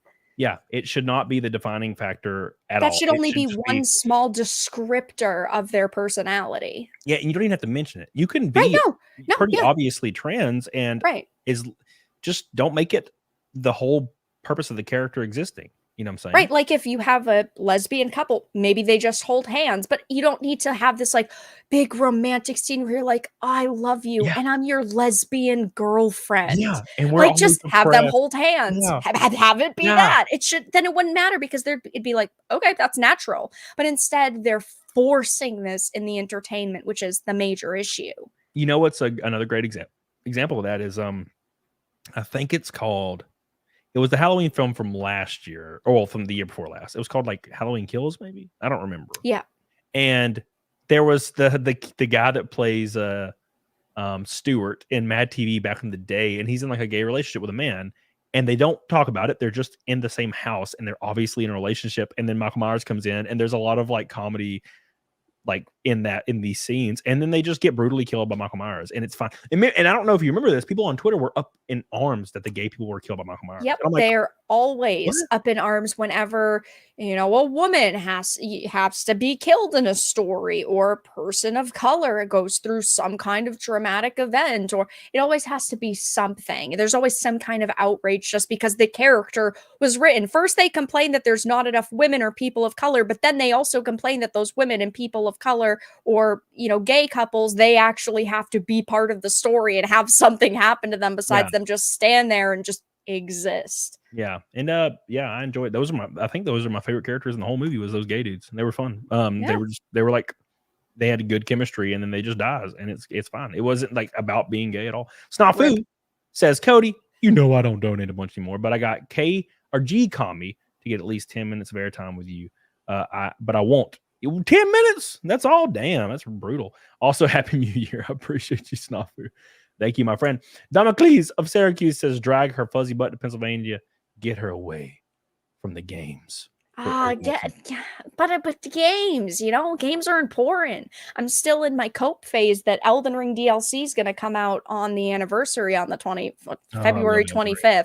Pure cope over here, but a girl can dream. Elden Ring is goated. I have all of the art and the strategy books behind me. I just have the game digitally.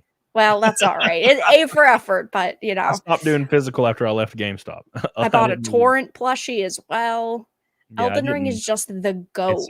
It's so amazing. And my favorite, and it's one of my favorite games of all time. It's up there, but Bloodborne is like top 3. Bloodborne breaks my heart because I know we are all just Yeah. really, really wanting a sequel, a remaster, a remake, PCs, literally anything. anything, but we're never gonna get it. I even have I have the bath messengers from Bloodborne on me right here.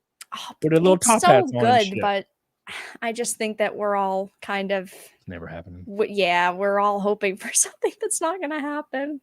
Thank you, Damocles of Syracuse. I appreciate you for your gold boy, Snafu, Snarome. We had 5 gold boys in a row, closing in 290 from Naked Snake. With Karis says, imagine if Commander Shepard had a character attribute of being trans and had a secret ending.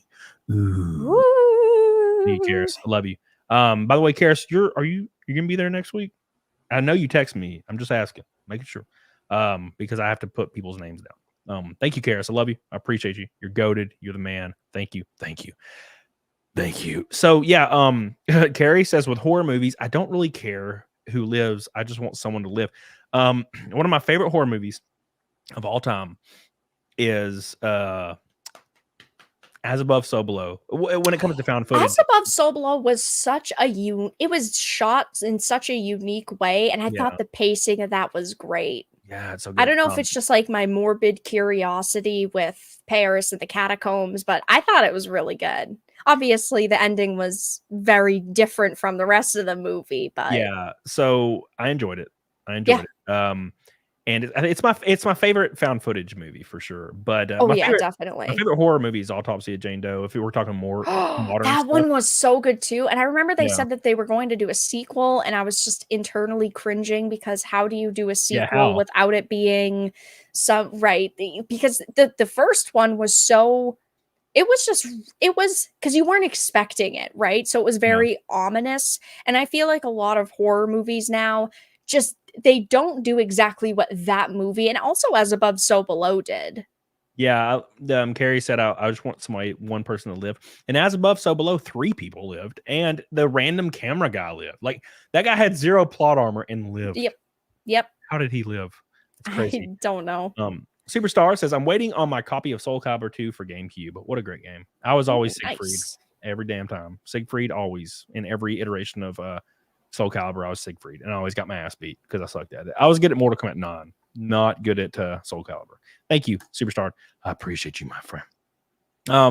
And that brings us, we'll kind of mention the Epstein list a little bit, and I won't go too hard on it. Or show anything on the screen, I guess. But as you guys know, there's this list of people that has been basically confidential for years because it involves so many people in government and entertainment. And the list is starting to slowly eke its way out now. Yeah. And the craziest shit was the fact that, by the way, for context, the list is comprised of people that pretty much used the services of this man, which almost always included small children and inappropriate things. So you can kind of gather what we're talking about there. So I saw the list, and Stephen Hawking is on it, and I'm like, how in the ever living fuck? What did he do? He'd roll up in this bitch. What is it, like a 13-year-old girl like sit on his face? He can't even feel it, right? Like I'm so confused. Like how does this work? I think that there are definitely clearly people, and I haven't had a chance to really look through it because it was only right before we started the show. But there are definitely people on there that very clearly, I don't think were part of the same situation, and that most of what we're talking about. Like those people, he happened to go there, but clearly I don't think it was for services. But a cafe, probably just influential connections, but leave him alone. Man needs a knob gobble. Look, poor bastard. No, I mean, but there was like depositions of a lot of the people on the list, and the most craziest one was Prince Andrew, apparently on several occasions, had some underage girl that was delivered to him in different places of the world via Epstein. And then who was the other one? Some guy, Dershowitz. His last name's Dershowitz or something. Oh yes, the lawyer. Yeah, he's like Dershowitz. a Harvard lawyer. Yep. and apparently he was using these services quite often of underage women. So he was a big part of the documentary Netflix did last year, I believe it was, on Epstein. Yeah. That's terrifying. It's absolutely terrifying, and I'm sure more and more is going to come out about it. I'd like to see how many people from Disney and Warner Brothers on there. I remember Bobby Kotick was in his little black book. Bobby Kotick just left, Activision Blizzard as the purchase is going through. He got what, $300 million or something. Right. But I know he was in the little black book. But I'd like to see how many people from Disney and Warner Brothers are in that list. There's so many people on that thing. Yeah, it's terrifying. It's going to take probably days and days for it to really start being dissected. Yeah. So somebody said, Emmanuel, and said, so Trump dodged a bullet. So there's like a deposition in the actual like filings itself that said Trump was never involved in anything as far as, and never went to the island and never partaked in any of the situations that happened. So that pretty much exonerates him, even though people don't care online. You know how it is when you're trying. They just say, if you hate someone, you hate someone. It doesn't matter what good or bad or what they did or didn't do. Yeah. And there's 40,000 pages in this filing. And through it every second. It's going to take days to weeks for everything to be sifted through. Yeah. And there's so much on it, and there's all these weird depositions on it, and I'm thinking to myself, can you just like simply give me a list of names? Like, that's all I want. It's just a list of names. Right, a clear, cohesive list so that people can understand, because of course then quotes are taken out of context, and then people think it's one thing with someone and then it's another, and then you don't actually know the truth. But that's how social media is. You take everything out of context and you're kind of not very clear about everything for the normies who are scrolling social media or just trying to get an overview of the situation. Yeah. Apparently somebody said Jimmy Kimmel was on it, but people are saying it's fake. I don't really know. I haven't really gotten a chance to look at it just because it only happened, I think maybe an hour or so before we actually started the show. Yeah. It's crazy though. I highly doubt anybody on the list will face any charges at all, because they're all like kind of above the law, Right. When you're above the law. Hopefully this does warrant, investigations and things are, thoroughly done. And if it's proven, because I know that this warrants, investigations, and hopefully that happens. All right. So this super chat, I had to Google it. It says, Joseph says, split second with Rutger Hauer, an old HBO movie. I Googled it. It's a 1992 science fiction action horror film. And global warming and heavy rainfall has left large areas of London flooded. They were really optimistic about the end of the world. Every time you watch a movie that's kind of futuristic based in like 1970 or 1980, it's always like the year's 2002, and there's like flying cars, and like you're like, what the fuck? They weren't even kind of close. Nope. Not even kind of close. Nope. They thought that technology was going to increase that fast. It's crazy. Technology's been increasing at a very rapid rate, but not with flying cars. To be honest, I wouldn't want to be in a flying car. When that thing breaks down, there's only one place for it to go, and I am not going to be part of that. No, I don't even like flying, even though I do it so much.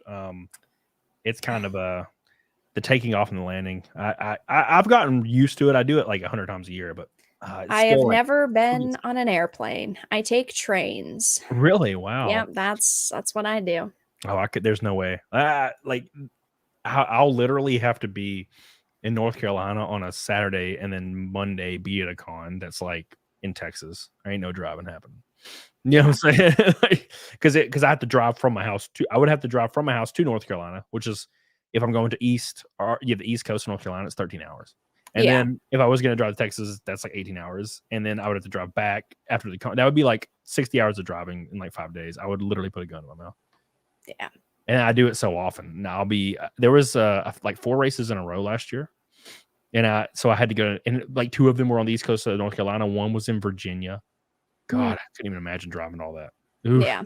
I'd throw up. Well, regarding the super chat, Rutger Hauer was great as Roy Batty in Blade Runner. Just had to say that. Oh, yeah. Yep. Fantastic. Fantastic. Spooky as hell. Oh, yeah. He's a spooky looking dude. His facial, like his mannerisms are spooky. Everything. Fantastic actor. Yeah, I like him. Oh my god, trains are worse statistically. Yeah, well, it's because there's so many flights. Like there's a gajillion flights a day. Now I think the number is less than 19. Like 19, like on average, 19, 15 planes fall out of the sky per year. And like less than 3 of them have any fatalities on them at all. Right. So like, yeah, the math is pretty outrageous. It's like winning the lottery 8 times in a row.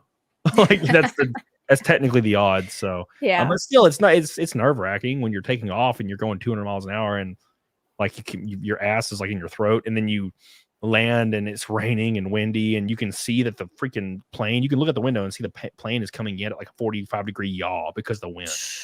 And then you land and it's bouncing and sliding. It's terrifying. Yeah, that's terrifying. But I mean, it's important. Flying's important. I get that. Yeah. I would, if I only had to do a couple things a year, I'd probably drive, unless it was in California or Vegas. I go to Vegas every single year, and there's no way I'm driving there. Ain't happening. I'm in Alabama. Ain't happening. That's just too damn far. That's like 20 hours straight, maybe. Yeah, maybe. That's and true. Not a fun 20 hours because you got to drive through Texas, and then you got to do that like weird 10-hour thing through Texas where there's nothing. Yeah, that doesn't sound very fun. Venomous Dragon says, "What's up? Been a while since I've been able to join live." Well, thank you, man. I'm glad you're here. I'm glad everybody's here. 800 people watching. Make sure you like the show. Give it some love. Make sure you follow Vara. That's me. Vara Dark Titan Media. That's me. Post your link again. Okay. I will post the link again. Thank you so much. And we are 275 because of Karis. 275 from Naked Snake. Says there's over 700 people here. Ask yourself why you may or may not be on the list. Now come up with a justification for being on that list. I'm all ears for excuses on the elites. Yeah, that's what I'm thinking. Like, if I were on it, what would be the reason I'm on it? That's the terrifying thing, right? So thank you, Karis. I appreciate you. It's hard to say. I don't really see anything good coming out of it. The fact that they had his ass killed in prison. I mean, come on. He didn't kill himself. Come on. I'm tired. Yeah. My head hurts. He's probably not even dead. Shit. Maybe not. He's on a damn island somewhere. Billionaires don't just die. Okay, they live until like they're 120 and look like Golem. You know, that is true. And they're like him and McCaffrey are hanging out right now. Yeah, they're obsessed with like world domination, but not drinking for margaritas. Oh yeah, that sounds great. No, they're like obsessed with world domination for no reason. Like they don't need power nor money or influence. They just want to do it for like almost for fun. It's terrifying. Yeah. It's like terrifying. It's like Bezos announcing that he's doing this $1 billion bunker, and it's just like casually now there's a bunch of celebrities people doing it. It's like, do you know something that we don't? Is that really what you're just doing for fun? Oh, it's crazy. Thank you, Karis. Appreciate you. Oh, Phil Zay comments. Happy New Year, Family. And very dark. I'm subbed to her. Hi. Good to see you streaming. I better see you next year. Oh yeah, or this year. Yeah, you're gonna see me, man. I'll be at I don't know if you'll be at Montsuri. I'm sure I'll be at Montsuri. And I'll probably be at a few others. And I'll be everywhere. I'll be everywhere this year. It's gonna be crazy, especially, and not all of them have to do with YouTube. I'll be playing some music and I'll be racing a little bit. So it's so exciting. So many different things to do. It is a so very little interesting time. year. Very, very interesting year. I'm very excited. Thank you so much, Phil. I hope to see you. It is the first Camel cast of the year, and we got a little bit of time left.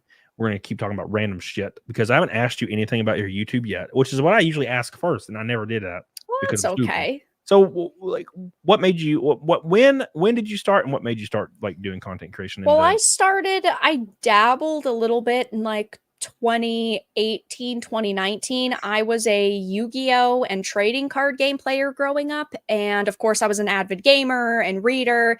And then over the years, as of course I got older, I was, seeing what Disney did to Star Wars and how much backlash there was surrounding things like violent video games. And then, of course, Gamergate. And then I decided that I wanted to talk about all of that stuff because I felt like there was so much that people were not talking about. And I already, I know a lot about Star Wars. I knew a lot about trading card games. I did a lot of content that started with, the Yu-Gi-Oh! Magic the Gathering trading card scene. And then I got into, playing some of my favorite games. like, you know, Knights of the Old Republic and Dark Souls, and now I do full playthroughs of new games, AAAs, indies, and talk about things that I think are important in videos. Yeah. And so what like, was there a catalyst? Like, because you're at like 72,000 subscribers, I think. Yeah, something around there. So I had worked for a few years in like a comic shop and a game shop, and I just kind of saw the shift in mentality from people either I played, you know, trading card games with, or I sold the trading card games to in comics. And then, you know, I started seeing how people would come and then people would go. And then learning about all of these issues as, you know, I was growing up. And it's funny because there are people that are like, you're a Gamergater. I was 14 when Gamergate was going on. Chill out. But it's funny because, you know, I just started with working at a comic book shop, and of course, growing up playing games, and then, you know, kind of just not necessarily discovering the internet, right? But getting more into the internet scene. And then I started streaming games, and then really started deciding that I wanted to talk about, you know, all these topics that I felt a lot of people weren't covering. So was there a first video? Because so when I started YouTube in 2019, I was releasing video after video after video. Yeah. I like just told myself I was going to do it. I was just going to do it and stay committed to it. And I did it for 6 months, and no one was watching. And then all of a sudden, I took like a few weeks off because I was working, and I was working like really terrible hours. So I just was like, I can't do this anymore. And then all of a sudden, my YouTube took off like overnight. Yeah. Just old videos just started popping off in the algorithm. Like, was there a one catalyst video that just kind of like made you be like, oh shit, I guess I can just really keep doing it? It was a video hating on the Yu-Gi-Oh community. I think it's got now 200,000 views. It's got more dislikes than likes. I basically said that Konami is trash.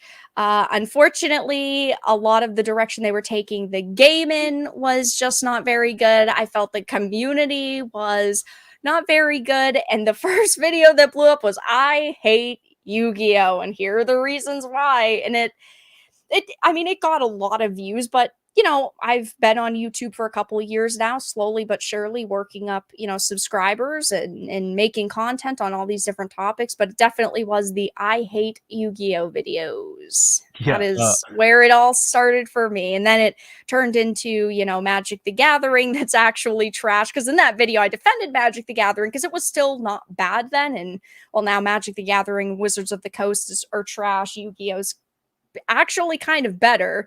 It's definitely shifted, but yeah.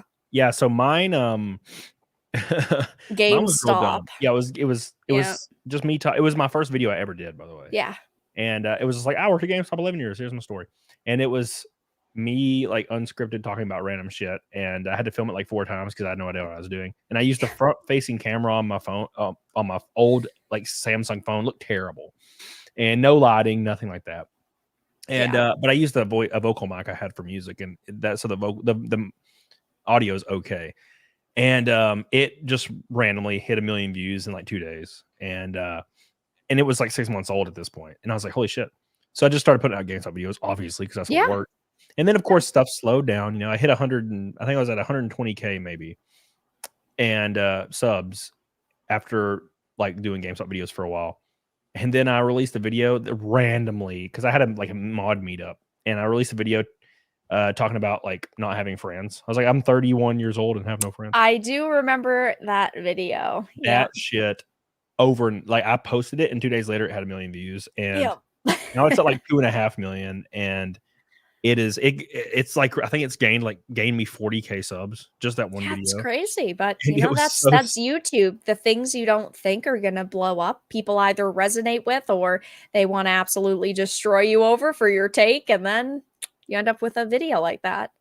Yeah, it's pretty crazy, but that's what everybody knows. They like every time I'll see like a influx in subscribers. And I'll be like, oh, that's weird. I got 200 subscribers in the last hour.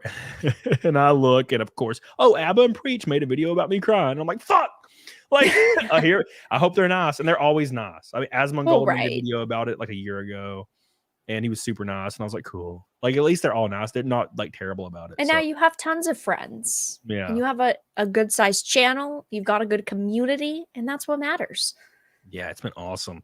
been a lot of fun. I've had a lot of fun.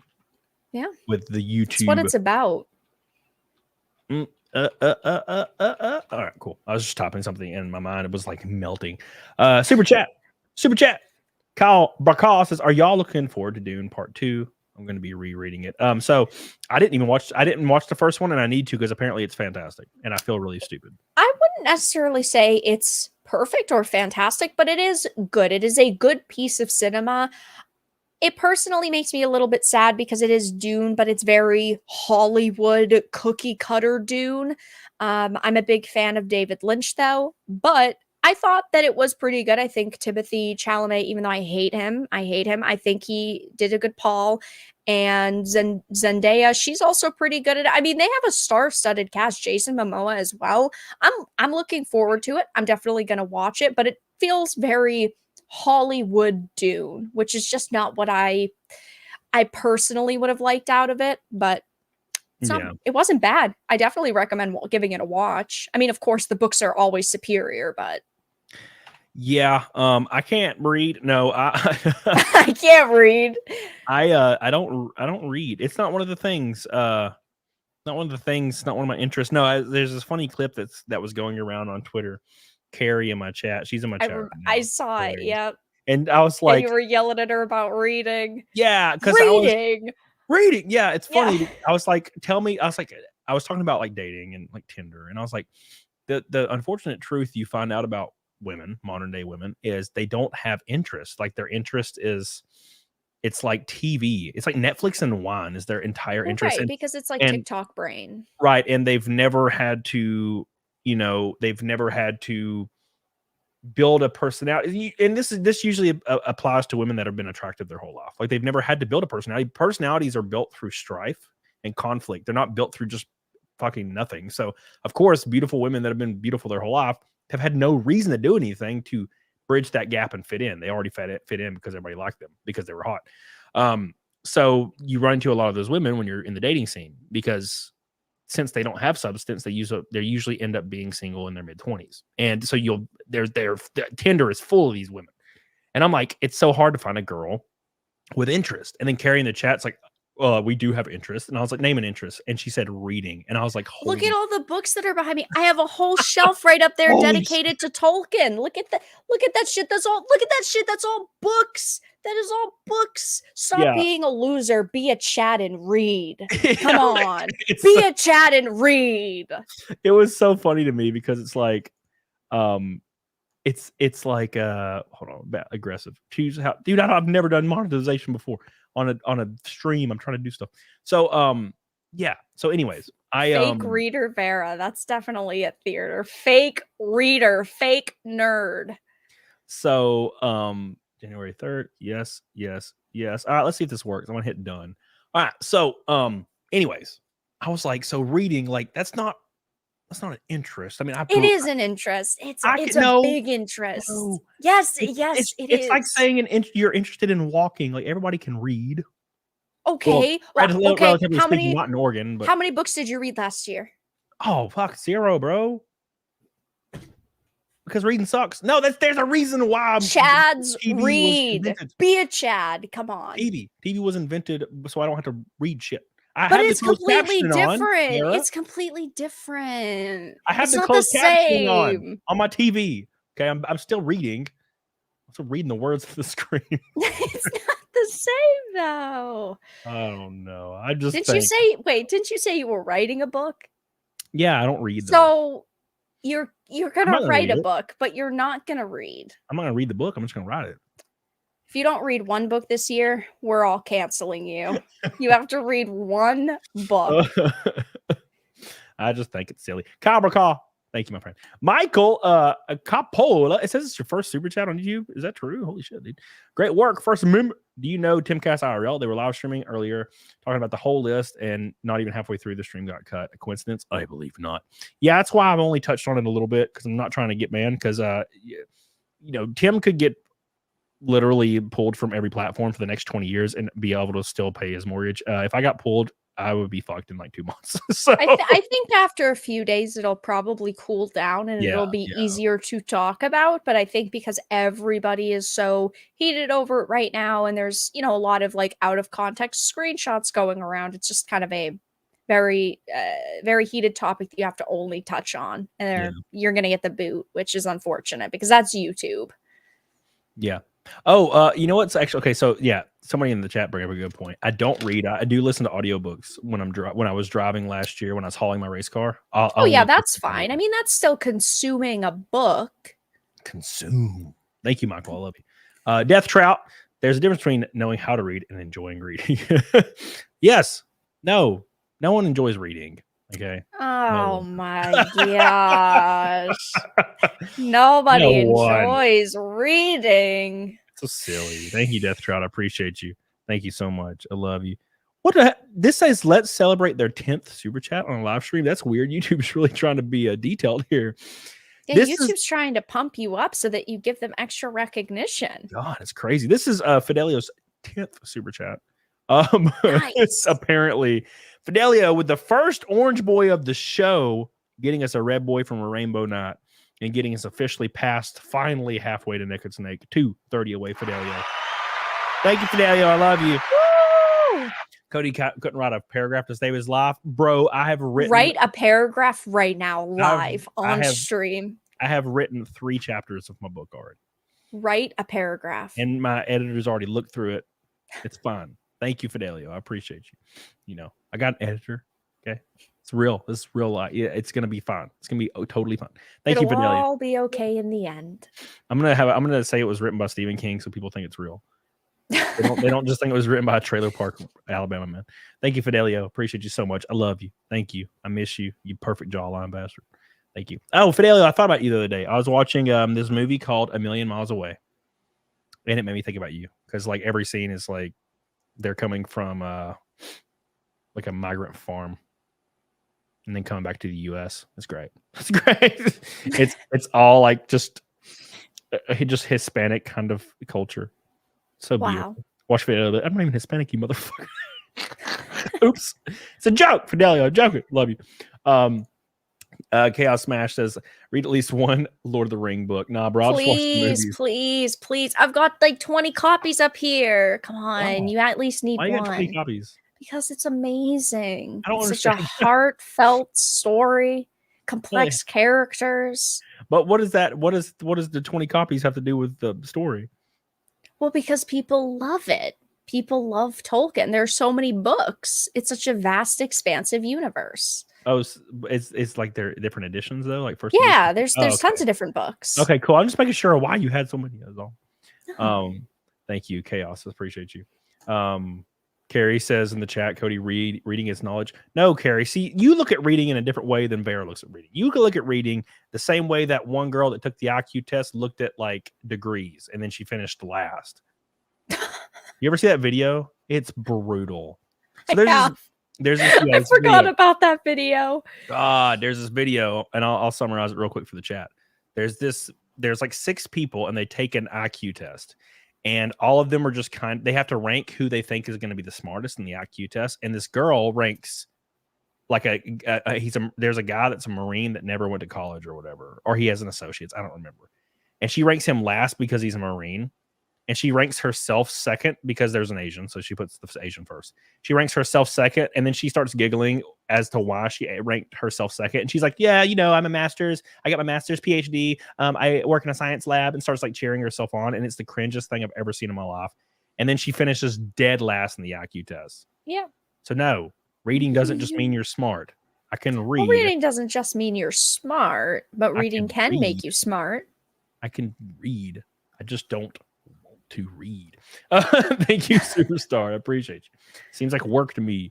I could turn on Lord of the Rings and then have my phone out and then enjoy, Yeah, but then you're missing these rich extra details that you could get from the book. I don't need the Bombadil. All right. I need that motherfucker. Superstar says you'll get him in Rings of Power probably season 2. Yay. Does manga and comics count? I have read a few graphic novels. I read all 10 of the Preacher ones because I thought they were fantastic. and some other ones here and there. I read Cecil's book that he sent me. Fantastic. Oh yeah, awesome. Yeah. Superstar, love you. Kaba Call says you would like The Expanse. I've seen it pop up 100 times. I've just never read it. So. Yeah, Expanse is good. Or seen it. Thank you, Kyle. I love you. Appreciate you. Another $5 from Kyle. I appreciate you, man. Thank you. Snafu says read the Silmarillion. It's the Silmarillion. Oh, don't listen to Snafu. Oh, I know. That is know. a trap. No. It's a trap. If you won't even read Lord of the Rings, if you're trying to read the Silmarillion, you're gonna hate yourself. I would like a Lord of the Rings, the entire set. I want them all an audiobook, and I want it read by Snoop Dogg. That'd be cool. Like. They had Andy Serkis, who voices Gollum, read the first Lord of the Rings book. Damn. That was really, really awesome. I think it was like Christmas 2 years ago he did it for like some charity event. That was awesome. Wonder if he kept the $600K that was donated or not. Damn, I doubt wink, it. Wink, completionist. That son of a bitch. Damn you, Gerard. Ruined everything. He really did. Now no one's gonna trust, creators. I'm gonna pull that up in a second. There's people on his Discord or whatever. It's either his Discord or whatever, and they're like just defending this some bitch. Not Snafu, I love you. Johan says Cody likes reading as much as Zia likes Coco. Zia likes Coco. She said it was cute. It's a cute film. By the way, Mama Coco's voice actor passed away the other day. Sad. She did. Johan, I love you. Appreciate you. Billy Hatcher says, does reading visual novels count? Yes. Sure. I would say not? You got to read a little, a little bit of read. I mean, I like pictures. So the completionist, let's touch on that for a minute. So this is insane. Oh, is this his? Oh, wait. Oh, his Reddit's back. Apparently. Didn't he nuke it? Didn't he basically try to? This is like a new one or something. Yeah, I haven't heard anything about him in like a week or two. Yeah, I think they completely redid the. No, it says submitted 2 years ago, but there's no users. There's 580 members on the. Right, I was gonna say I thought that they nuked and like completely wiped the Reddit because people were basically just going there and hating on him, so they were trying to like damage control. Yeah, apparently. Let me find the completions too. So here we are. All right. So there's all kinds of people like just so upset. It's on the Patreon, maybe. No, it's not. Let me go back. I'm trying to find out the cope. Oh, here's one. All right, cool. So these are people that are still defending Gerard, and I'll never understand it. Never understand why people are doing that. Thank you, Billy. I appreciate you. I mean, he admitted it. Yeah. It's not like we're sitting here and he still hasn't said anything. He admitted it. Yeah, he totally did, 100%. And people don't care. They just blindly support. Their parasocial relationships are crazy. What's up, Brett Meyer on Rumble? How you doing? Let me find it. God, man, I've had this weird cough all day.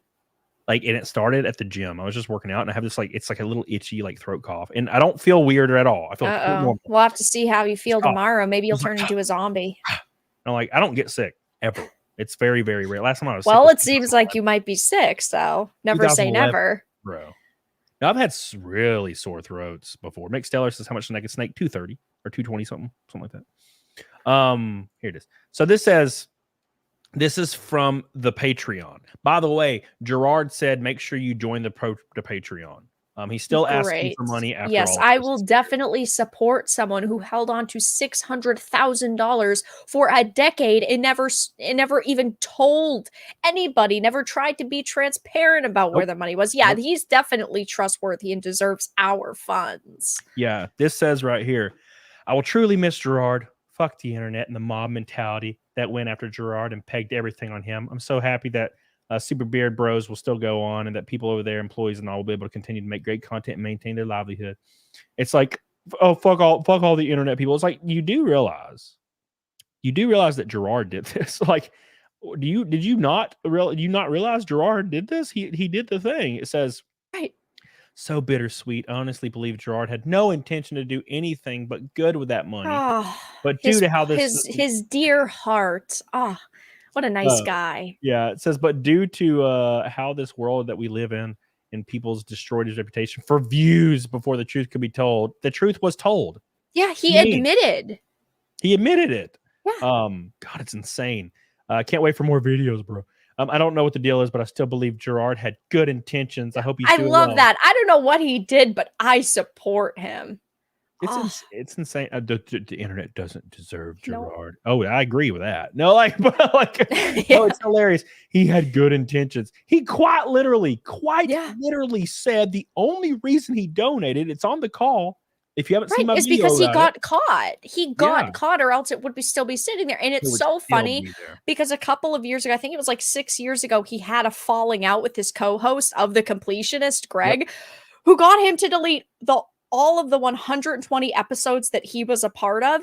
And Gerard was at 119 before he got canceled. So he only had one more for the 6 years of remaking those videos. And then it happened, which is just so ironic. It's like poetry. It's poetry. It's absolute poetry. It's hilarious. It's absolutely hilarious. And the fact of the matter is, if you listen to the call, I had a video the other day that I released. It's the full call, and it's like Nick Rekieta, you know, he went to law school, he did all that, so he gives like his take on everything from a lawyer's perspective, because a lot of people they don't really understand. They just, you know, take it at face value, which is what I do with most things. Yeah. And in that video, he says quite literally that he implies that he doesn't say he will, but he implies he can pay off. Right.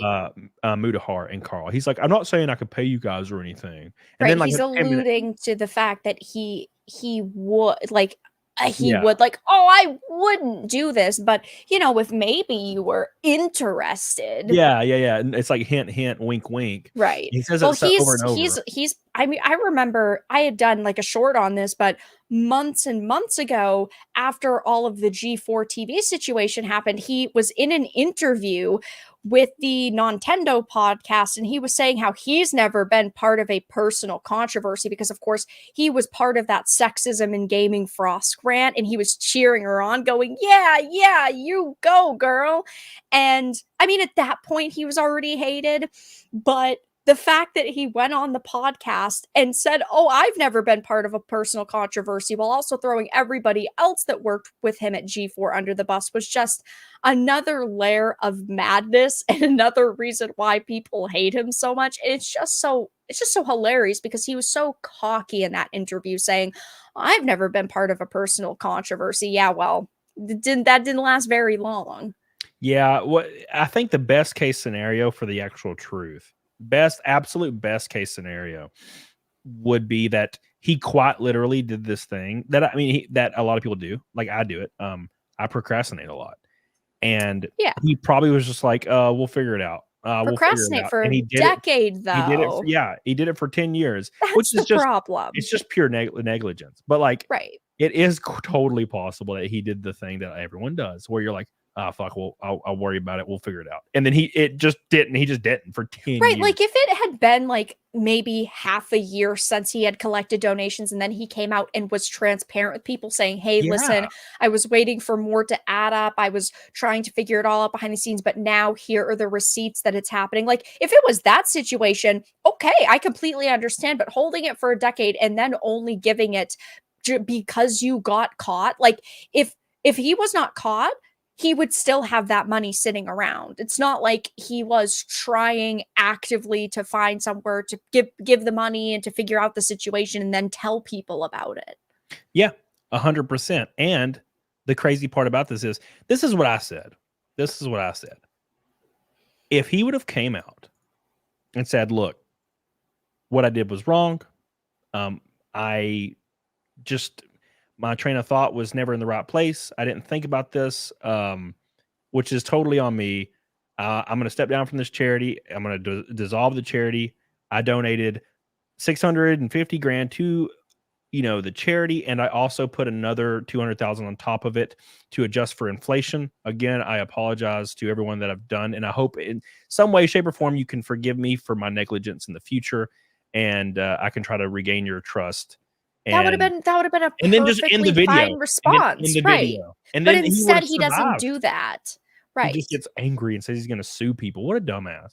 Yeah. God, what a dumbass! he could have responded in such a, I gotta be honest, an adult way, because he was acting so selfish and egotistical and almost like a child. Like, this is gonna ruin the reputation of my family and my mom's name. Yes, but you are still the one who did this. It is still your actions that are affecting other people.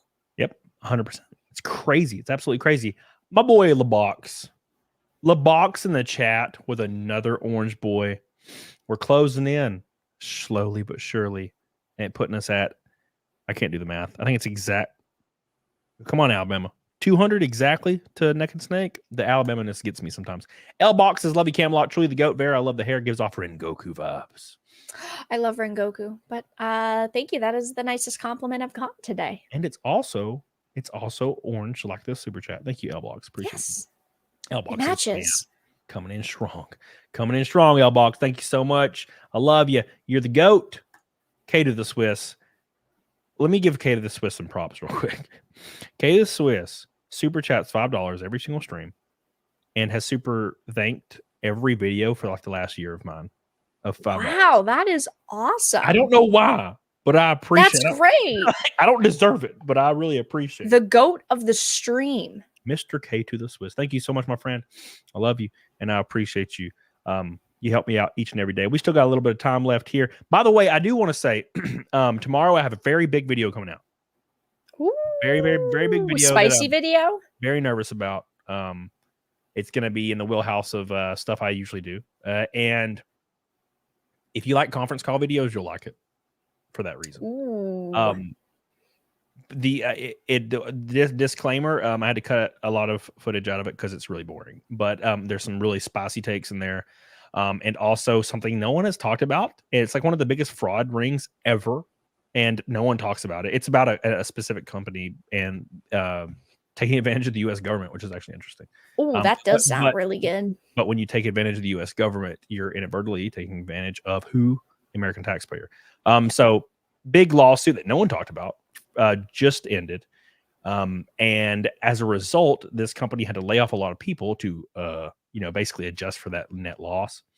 And they did some pretty heinous shit. And these people that are getting fired pretty much confronted like executives. And it went really bad during a conference call. And you'll hear it all tomorrow. It's going to be interesting. Make sure you check that out. Exciting. Should be tomorrow, 2 p.m. Central Standard Time. Thank you. Superstar. What's y'all favorite Final Fantasy game? Final Fantasy 7. Yeah, Final Fantasy 7 is great. Honestly, I love Final Fantasy 16. I know it's different from the other games. Don't get me wrong.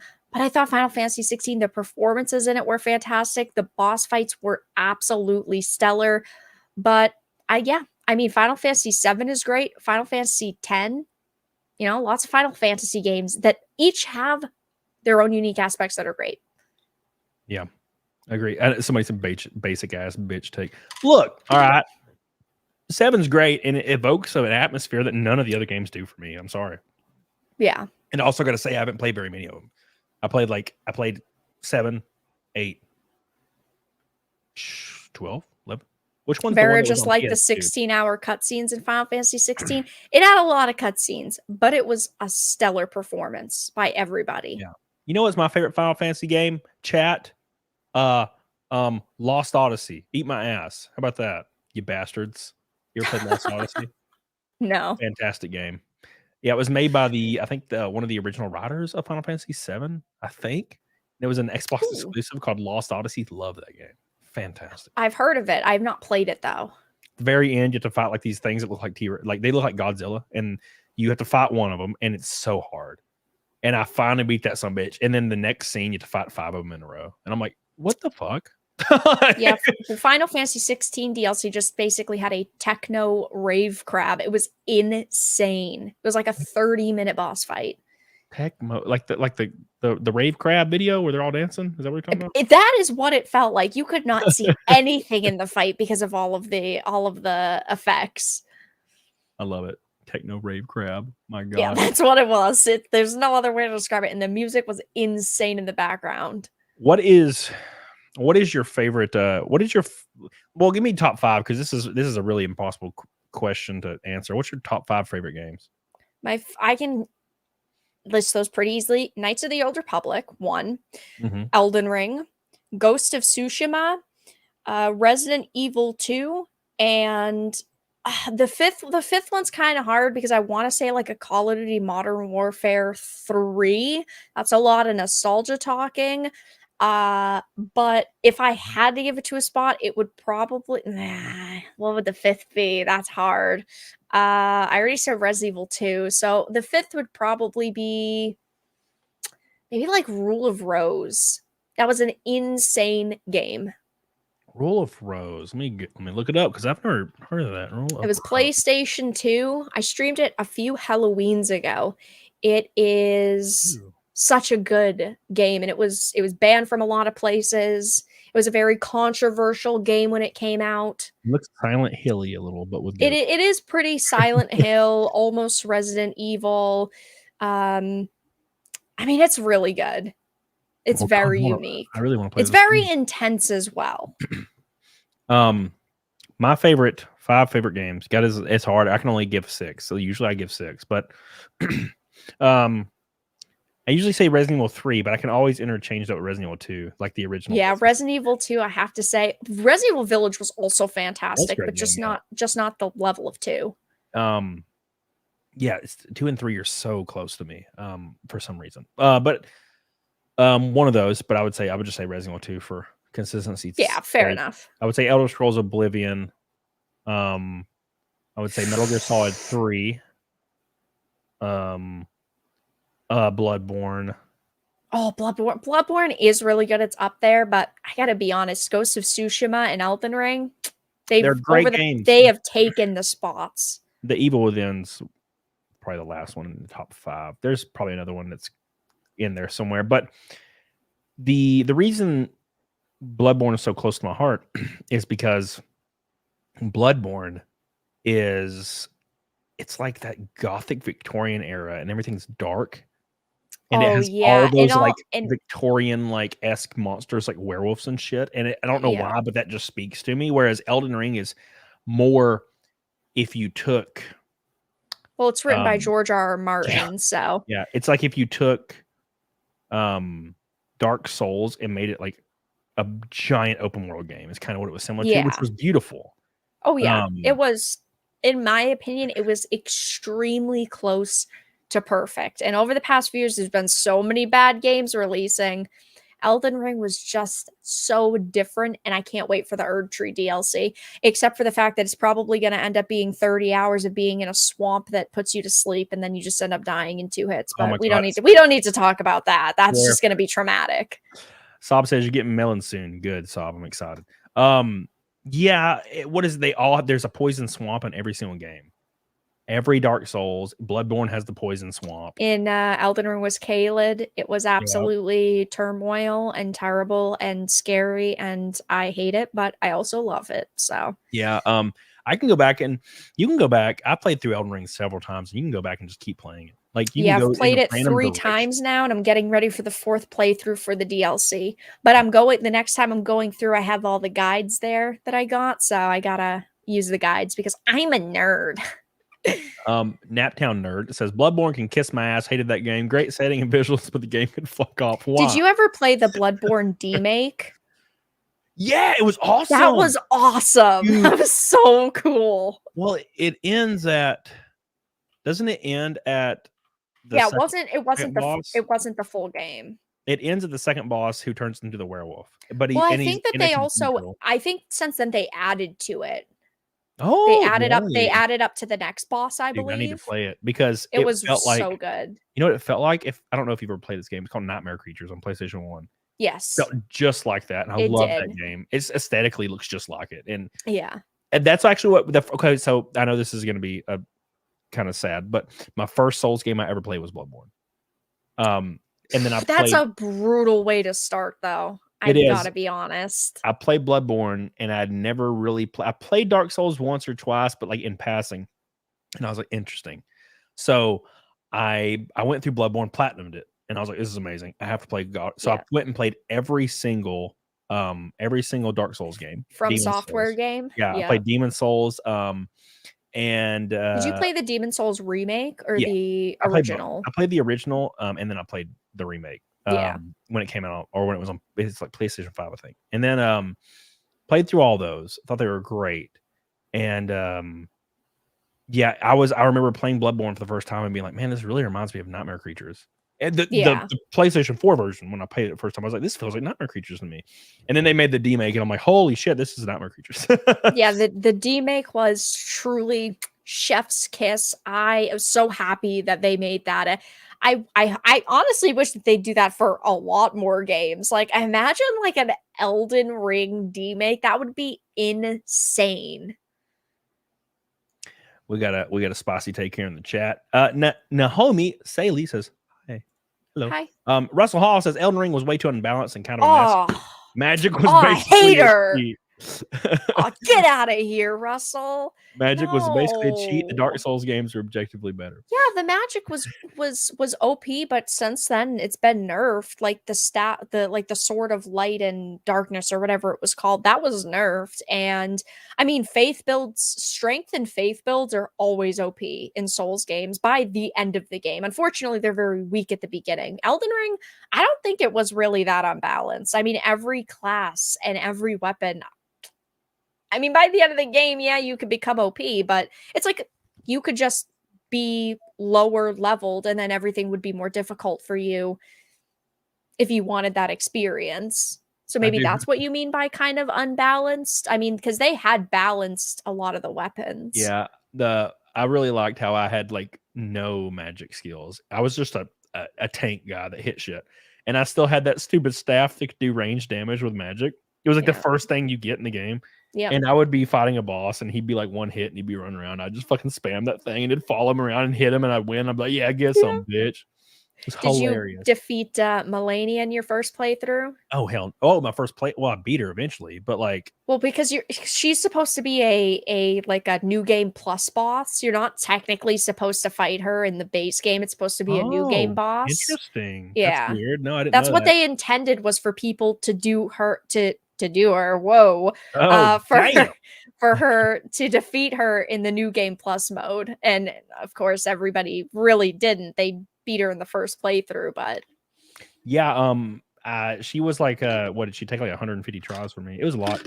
For me it was 97. Yeah, there was a lot of bosses that were brutal. There was some that were really easy, like the first one, Margit, was super easy, and then like the first like 10 fights, it was brutal. And then I got Radon was insane. Radon. I got lucky with Radon. I remember him with his stupid little horse. I would I spawned like 3 ashes things, like, or I had like a skeleton. All the summons. I had all kinds of summons, and I would just spawn them and then run. And then I would let them hit him for like 20 minutes while he's like busy.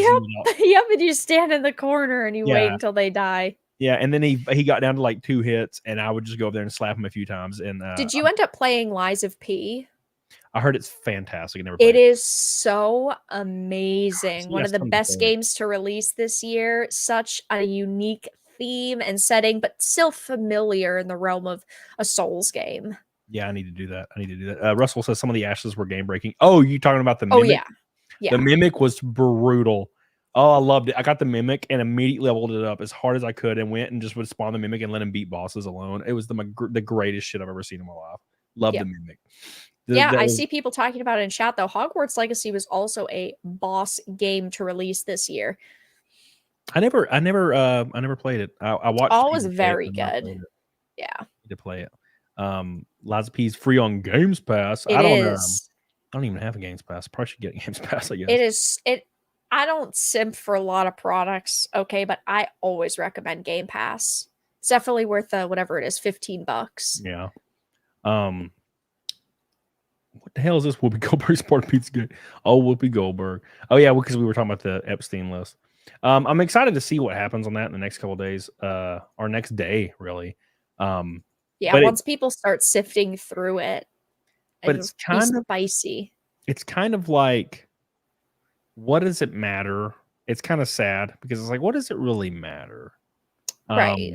I don't think it's going to matter. I mean, it warrants investigations, and I definitely think that people should most certainly be investigated 100%. if, you know, their names are mentioned and they might have been part of something. But obviously, you can't really make any assumptions because it's innocent until proven guilty. So until that investigation's been done, even though I think we all can deduce a few names on that list that were definitely part of some terrible things, you know, it's going to take time, like everything.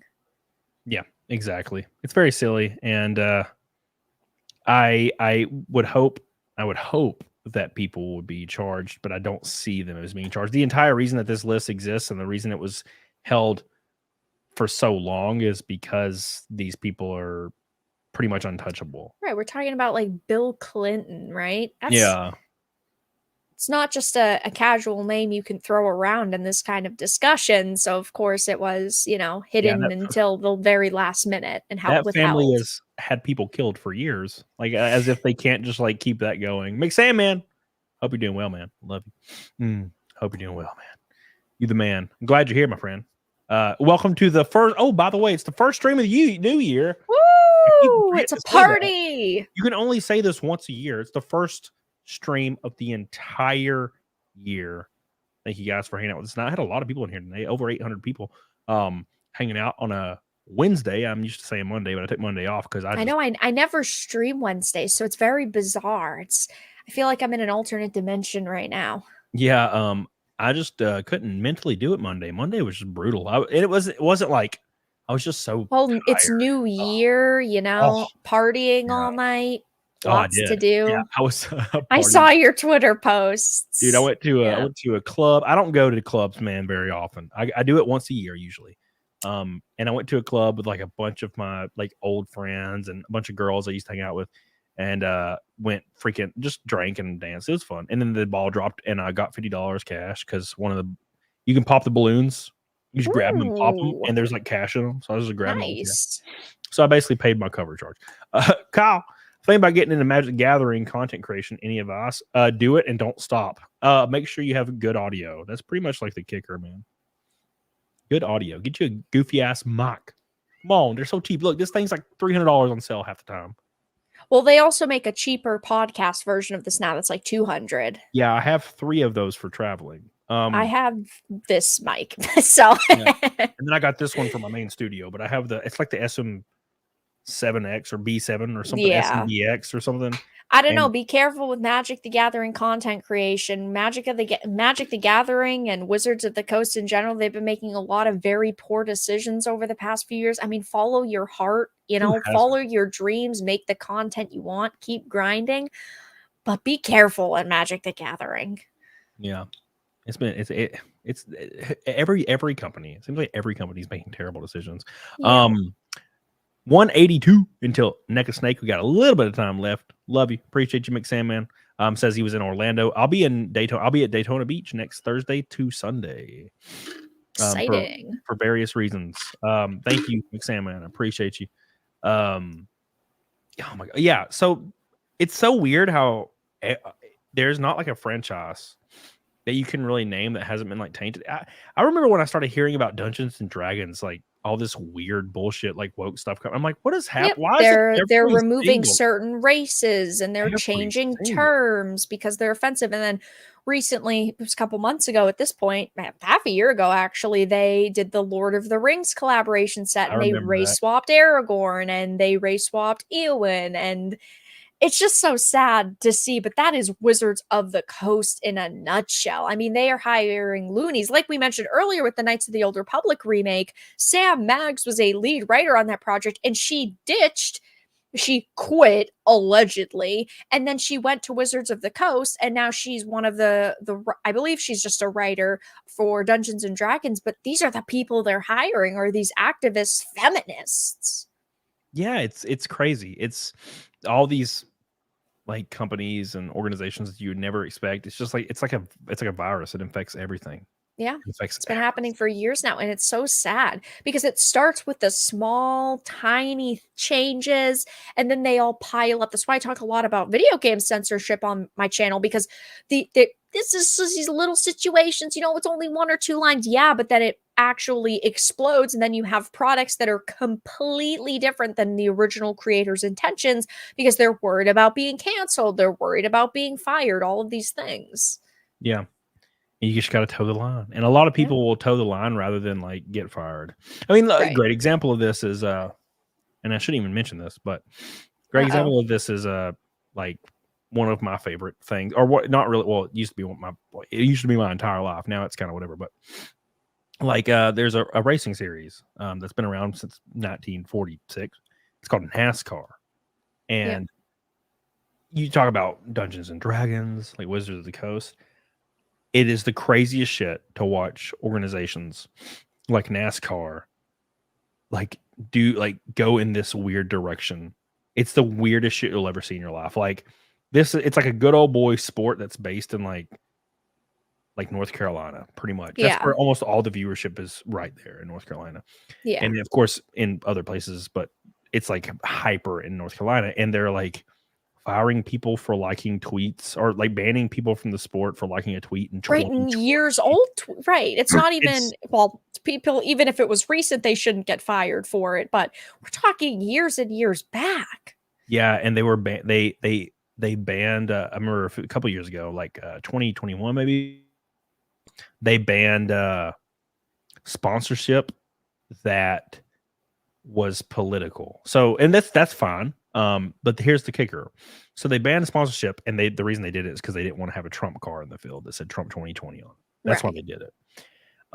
Or anything else to that, matter. Because again, in popular media, like especially like media when it comes to corporations and ESG and all that stuff, Trump's evil. So, anyways, they didn't want a car saying that, but they 2 weeks after the ban that they announced the ban, they had a Black Lives Matter car. Like 2 weeks later. And everybody's like, wait, what the fuck? And they were like, it's not. That's how these companies are. Yeah. They were like, it's not a political organization. It's humans, right? It's human. It's okay when we do it, but not okay when you do it, because we don't agree with the way you're doing it. Yeah. It's so insane. And there's things like this all the time, like where somebody does something problematic on Facebook or what have you, and they have to take like some training course on that. It's provided by the sport itself, and then they have to like release a public statement talking about how much they've grown and they were ignorant and dumb, and now they're so smart and educated and about racial issues and how privileged they are. And I'm like, I can't believe these good old boys, redneck dudes that drink beer and like are being forced to do all this just to stay. And I'm like, and I was thinking to myself, I'm like, if I ever find myself in there, which is very likely in the next 2 months, I don't think I'll be there very long, because they'll be like, oh wait, who's this guy? Your social media history is way too long. It reminds me of the Gina Carano situation, her making statements on social media, and then of course Lucasfilm / Disney wanted her to do all of these like these sit down meetings with certain people that she potentially offended, and then she had to do a written apology, and she was like, I'm not going to do that. That's insane. Yeah, it's wild. It's absolutely wild. I am gonna go. I'm gonna take a leak real quick. I'm gonna hand the stream over to you for a minute to tell everybody where to follow you. Party! Let's cause some chaos. It's gonna be great. So make sure you do that. And I'm gonna use the bathroom, and then we'll go for a few more minutes before we wind down. So you are center stage now. Wow, guys. Hi, I'm here. No cats, surprisingly. But yeah, if you don't know me, my name's Vara Dark. I run a YouTube channel, social media, Vara Dark, Dark Titan Media. I'm a gaming live streamer and an entertainment commentator. I talk a lot about localizers. I talk a lot about censorship in games. I also do 4 or 5 game streams a week, playing through AAA games, indie games, lots of titles releasing in the next few weeks, which I'm mildly excited for. I'm mainly worried about games like Suicide Squad, Kevin Conroy's last appearance as Batman. I know the leaks are pretty brutal for it, but I hope it ends up pretty good.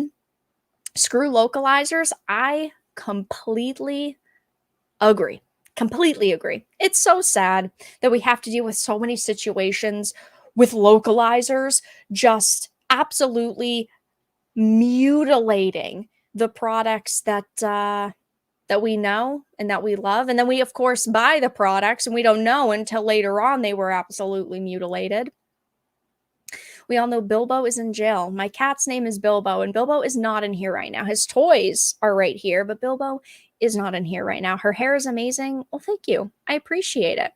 Also, guys, make sure to like the stream if you haven't already. I know my links are being put into the chat, so check those out as well. They're fake glasses. I'm a fake gamer girl with fake glasses who does fake playthroughs. That's definitely it. That's definitely me. Don't put yourself through the torture of playing Saints Row, even if it's free. Yeah, I have not played it. I have talked about it a lot. Obviously, there's a lot of different a lot of situations with the Saints Row reboot. It was a clusterfuck. But yeah, it was recently free. Free is still too expensive. I don't think I plan to put all that time into it. App returned. Welcome back. Awesome. Hopefully you posted your link already. Sonia did. Yeah, Okay, yeah, Sonia did. it's been in the chat. Thank you, Sonia. I appreciate you so much. VARA is going to play Goodbye Volcano High. It is a dinosaur romance high school simulator. I am not going to play that. Get Camelot to play it. With dual playthrough. Goodbye Volcano High. It is a high school dinosaur visual novel. Oh, Jesus. It reminds me of Hightail. There was this freaking game on Newgrounds back in the day. And it was called Hightail High, I think. Or something like that. Hightail High. And it was straight up a furry porn game. Yep. I am not playing this. I am not playing Goodbye Volcano High. You would have to pay me to play it. And nobody's paid me to play it yet. Yeah, I named a price because I don't want to play it. The entire purpose of the game was just to bang every furry girl like in the game. Yep. This one is, oh, you're in high school and you have to deal with all these dinosaur high school situations. And, you know, you're figuring out who you want to grow up to be and what your life is going to be like. I am not playing that. Oh, God.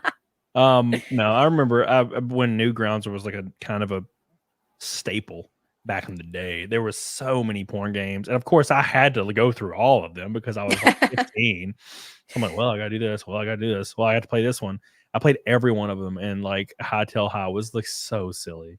Half of them are dating games. And like, they're written like they're coded by the dumbest people. Oh God, it's so stupid. Like, well, I'm fine with like visual novel romance games, but this one is like extreme because it was written by activists who clearly wanted a message to be put into it. And I told my audience, you'd have to pay me to play that because they've been begging, please play it, please play it. I can't deal with that cringe. I will die.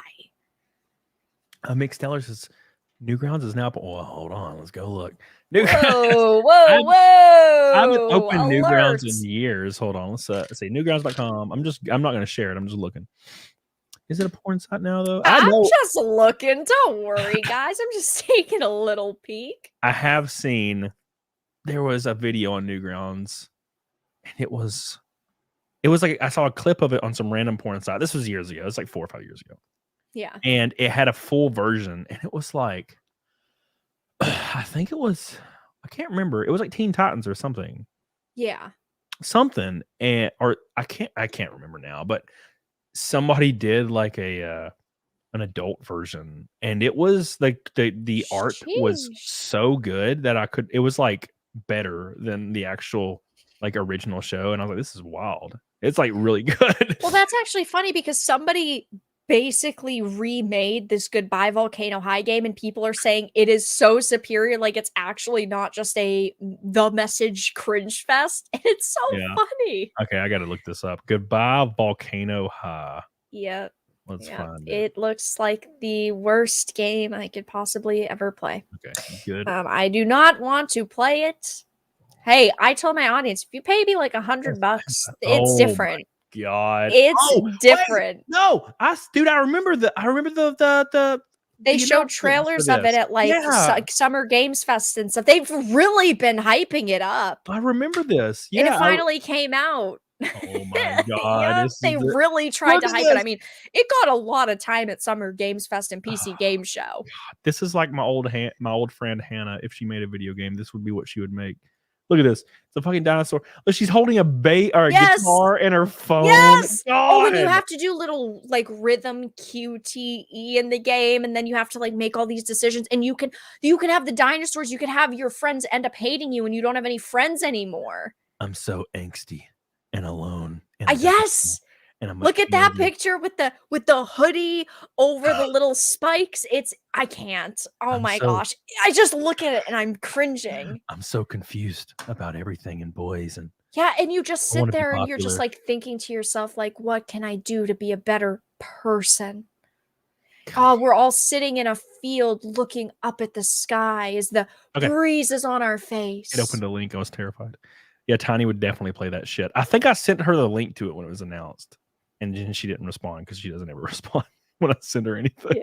Yeah. We got a goal boy. Patrick Todd, the first stream of 2024, says, Happy New Year, Cody. I really don't think we'll ever know the full truth about Epstein. No, of course. Of course not. No, too many people would need to be at least shamed. They're never going to go to jail. None of them will ever go to jail, especially not Stephen Hawking, obviously.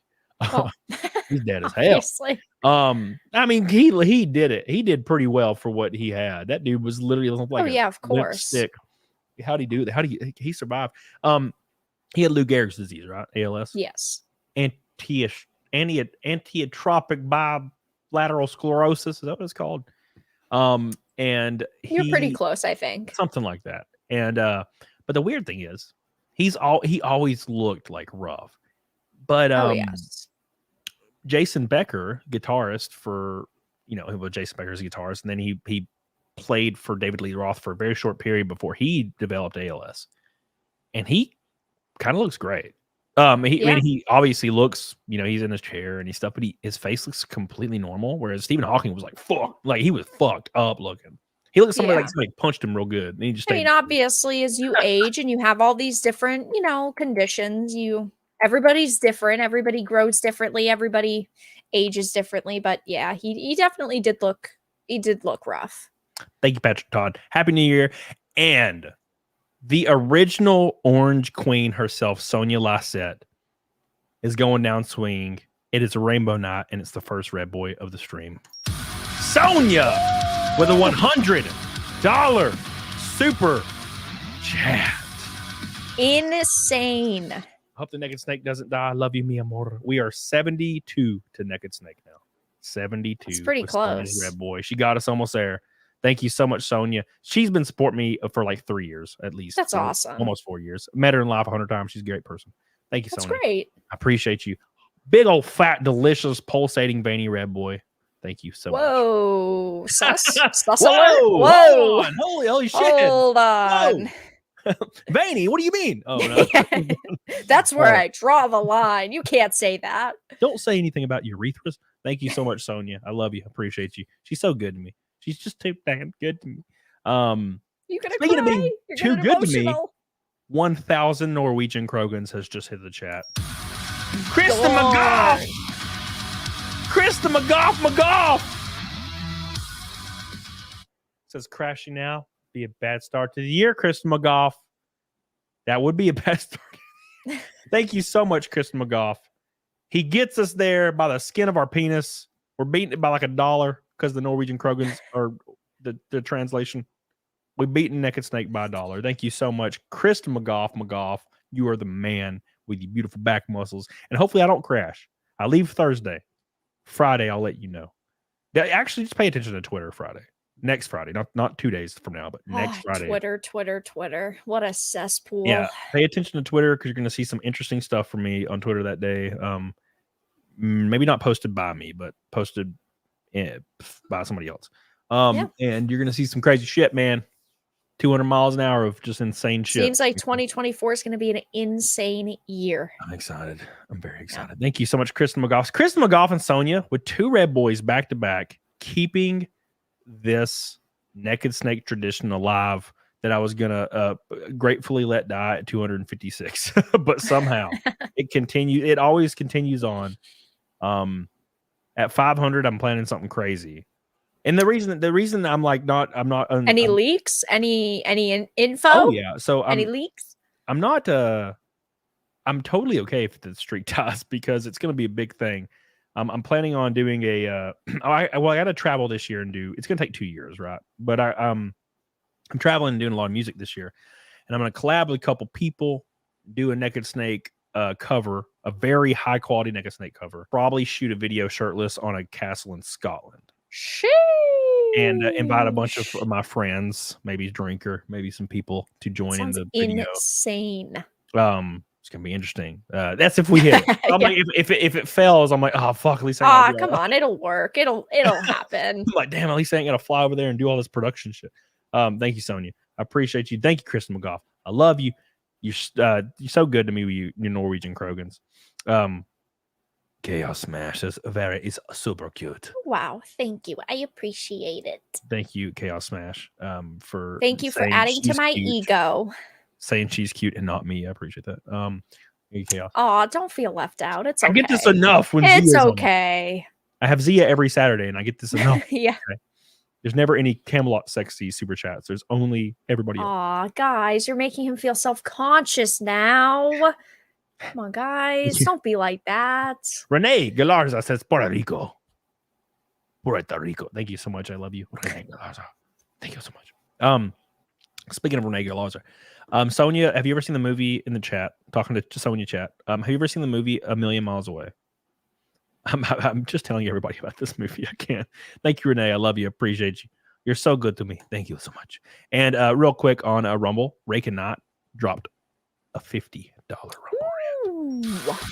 Oh my God. Says for Naked Snake, we hit it, my friend. We hit it. Thank you. Count Tecula, my man. How you doing, buddy?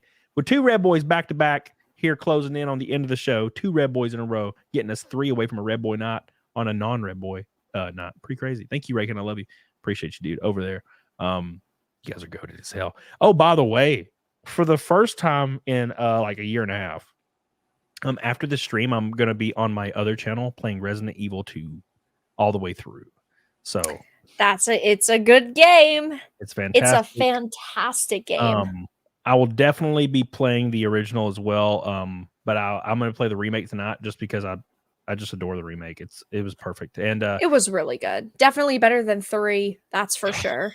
4 was okay. Not as good as 2 though, but I'm biased. 2 is like my favorite Resident Evil. They just did a great job adapting the map and everything, and adding more stuff to it. Whereas in 3, they just freaking 5 hours. They didn't even care, right? They should have added some extra content, but they didn't. They're lazy. I don't think they ever even retroactively added skins either. They just had the ones that came with like the pre-order version and the normal. Yeah, version. that was it. They never did anything else with it. God, what a bunch of bitches. They just a money grab from hell.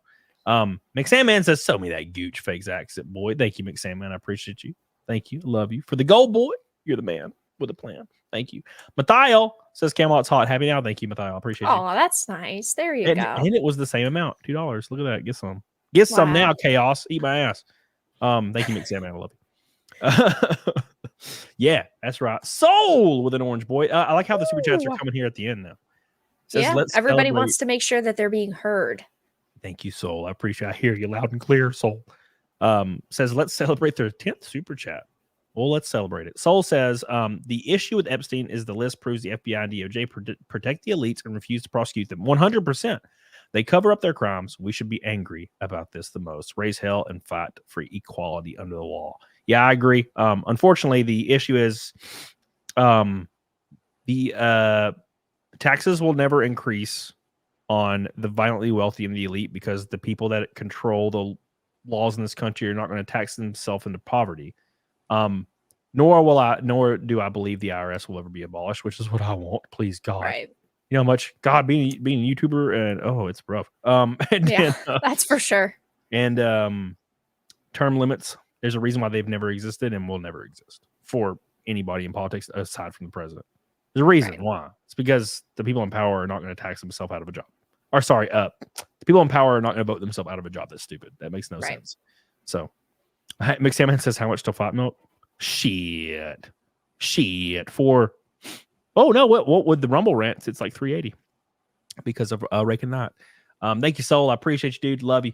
For the big fat ass orange boy. Declan Fallon says, "You're too cute, Cody. Sexy beast." Oh, now I'm winning. Oh, See, that's everybody's two. being so nice to you now. Yeah. Look at that. That's what I'm talking about, bitches.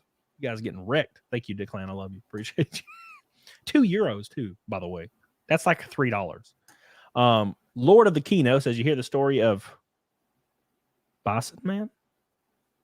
Kind of looks like a pig. I What don't know the hell what is it that is. emoji? Boston Man. Boston Dan. Man needs a catfish. Yeah. It says it is a water buffalo emoji.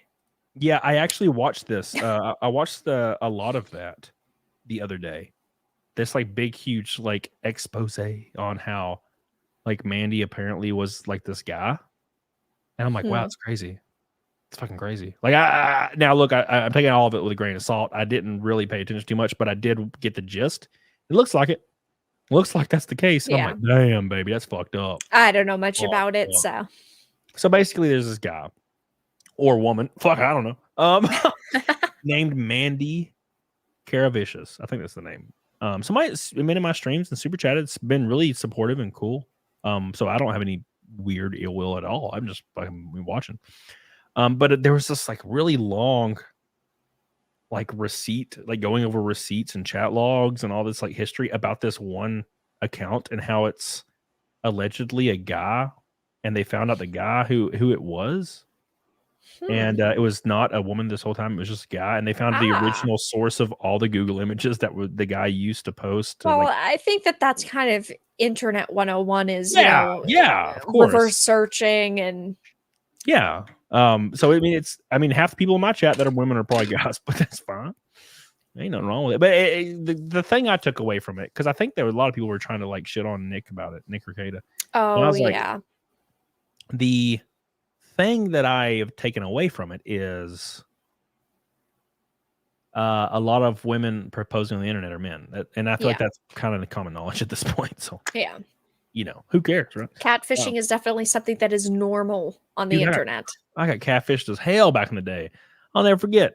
I started talking to this girl on Facebook, and of course, like her picture's beautiful, and then she's like, "We should hang out," and I'm like, "All right." And of course, like right when we're about to hang out, like I'm like driving to her house. I was like 18, maybe. I was like driving to this girl's house. Surprised you didn't get murdered, to be honest. You got lucky. I wouldn't go into any dark rooms alone, but I drove to this girl's house. It's like an hour away. And then she texts me and she's like, "Hey, I just want to let you know that like I don't look how you think I look." And I remember reading that and being like, "Fuck, here we go." Because I'm 18. I'm not completely retarded. So she was like, "Yeah," and then she's like, "Just come to my house." And I was like at the bottom of her hill. She like went the road went up to her house was like a big hill, and I told her to like walk to the top of the road and like. And flash the flashlight in her face, take a good look, and then you can dip. Yeah, I like, and it was daylight too. And I like drove to the bottom road, and she's standing at the top of the road, and she like walks up to the road, and I can see from a mile away that she's like 400 pounds. Yeah. And my ass I was already pointed the other way, and I just drove off, and I like deleted her number. Drove off into the sunset. I'm like, bitch, you later. Look, come on now. How could you do this to me? Like, you don't look, just be up front. Like, there's tons of dudes that are totally into smashing some slam pigs. Like that, like my cousin's all about that shit. He's like, his favorite thing is like, the bigger they are, the more he's into it. Well, there's someone for everyone. It's just, So, but some people don't understand that. Don't trick people. You know, like I've had girls all the time that I'm interested in, and they're like, you converse about what your interests are in men. And like a lot of these girls are like, "Oh, I like tall, really lanky, like really thin guys." Like, which I've never understood that aesthetic, but a lot of girls like that. And I'll tell girls straight up, I'm like, "Yeah, I'm not like that. I'm wide as a fucking house. I'm a very large, wide, like 50 inches up top man, like shaped like a Dorito, upside down Dorito." A Dorito. You know, and they're like, "Oh, okay." And then if you're up front, they never really care. Which I mean, I'm also not 400 pounds, so that's good. Well, yeah, that's really kind of a game changer right there. Oh my god, this guy texts like, then a few short years later, Cody banged the fupa. I did not bang the fupa. Okay, the fupa I would kill myself. I would kill myself. Now Cherry On says, "Never forget, girl equals guy in real life." Exactly. Basically, that's what you should always assume. Now Cherry On in Rumble says, "If you like RPGs, you should get Legends of Dragoon from PS1. Played it. Fantastic. Yeah, I remember. I considered that one of my favorite games for the longest time until like I got like older, more games came Well, out. right. As time goes on and you're consuming more content, you end up realizing that something is just slightly better, and then there's something else that's slightly better, and then you realize your favorite game from 10 years ago is actually in like 30th place. Yeah, exactly. Yeah, I don't even remember. I couldn't even tell you what my favorite games were when I was like 18 because it was like the most random shit. Probably it was like Right. Oblivion and then like Oblivion and probably Resident Evil 2 were the only Skyrim ones. is so amazing. Skyrim's so good. Yeah. See, now look, this is I hold a really bad opinion of Skyrim. Everybody calls me psycho, but when Skyrim came out, I was so excited because obviously my favorite game ever was Oblivion. And at that time, it was just Oblivion and Resident Evil like 2 or 3. It was like that was like my list. And I put at least 500 hours into Oblivion over the years, and even since then, my first game I ever streamed on YouTube, by the way, a little bit of some lore. First game I ever streamed on YouTube was Oblivion in 2019. I used to only play games, and I put probably 150 hours into the game, like on stream. Yeah, and I remember when Skyrim came out, it was 11/11/11. Yeah, and I was really happy. Iconic. Yeah, and I remember so many people showed up at GameStop. I worked at GameStop 11 years, so I was there when it came out, and there was more people than we had reserves, which is very rare. And I took it home. Of course, I had me a copy slid back. I mean, I've had one paid for anyway. And I go home and play it, and I was like, yeah, this is great. This is great. This is great, Dragons. And I put 32 hours into the game, I think, and I beat the main storyline. Yeah. And there was not a single bone in my body that made me want to play it anymore. And I was like, why is this happening to me? Have you played it with mods? Yeah. And I've went back several times and tried to play it, and I always get bored in like an hour. Now, granted, yeah, I played it on stream like immediately after playing Oblivion because I had to, I was streaming games. I needed games to play. And I played like 5 streams through it. So I put an ass ton of hours into it. And I did the vampire DLC, and I got to I finished through all that. And then I just was like, you know what? Like, I just can't play it anymore. And it's because Oblivion feels like a living, breathing world to me, even when I go play it now. Whereas Skyrim feels like it feels like a shooter without guns, kind of posing as an RPG. It's so hard to explain. You know I'm not catching your drift. Are you saying it feels like generic? Like it just feels like it's been done before? It didn't feel like an RPG to me. It felt like everything was like straightforward, and I didn't feel like I was the character, right? So like the whole point of an RPG obviously is you get immersed in it, you feel like you're the character. Right. In Oblivion, you're a nobody, you're a prisoner, and you kind of make your mark everywhere you go. People call you whatever your accomplishments is. Brandon. Yeah, but you do that in Skyrim too. Like you can go into his town, you can blow people up, you can steal their cheese out of the barrels, you can shove the cheese in their face, and then you can't go back to the town ever. That is true. You can't steal the cheese. But everywhere you go, you're the Dragonborn, and you're a god. Like you're born. Yeah, that's the point. I don't want to be a god. I see chat. Vera's insulted about Skyrim. Vera will never come on the show again. I know. I love Skyrim. I have 15 copies of Skyrim. I have a Skyrim blanket right next to me. I feel like if Oblivion never existed, I would hold a much higher opinion to Skyrim. It's just Oblivion. Oh yeah, no. Oblivion is a fantastic game, but Skyrim with mods, I don't know.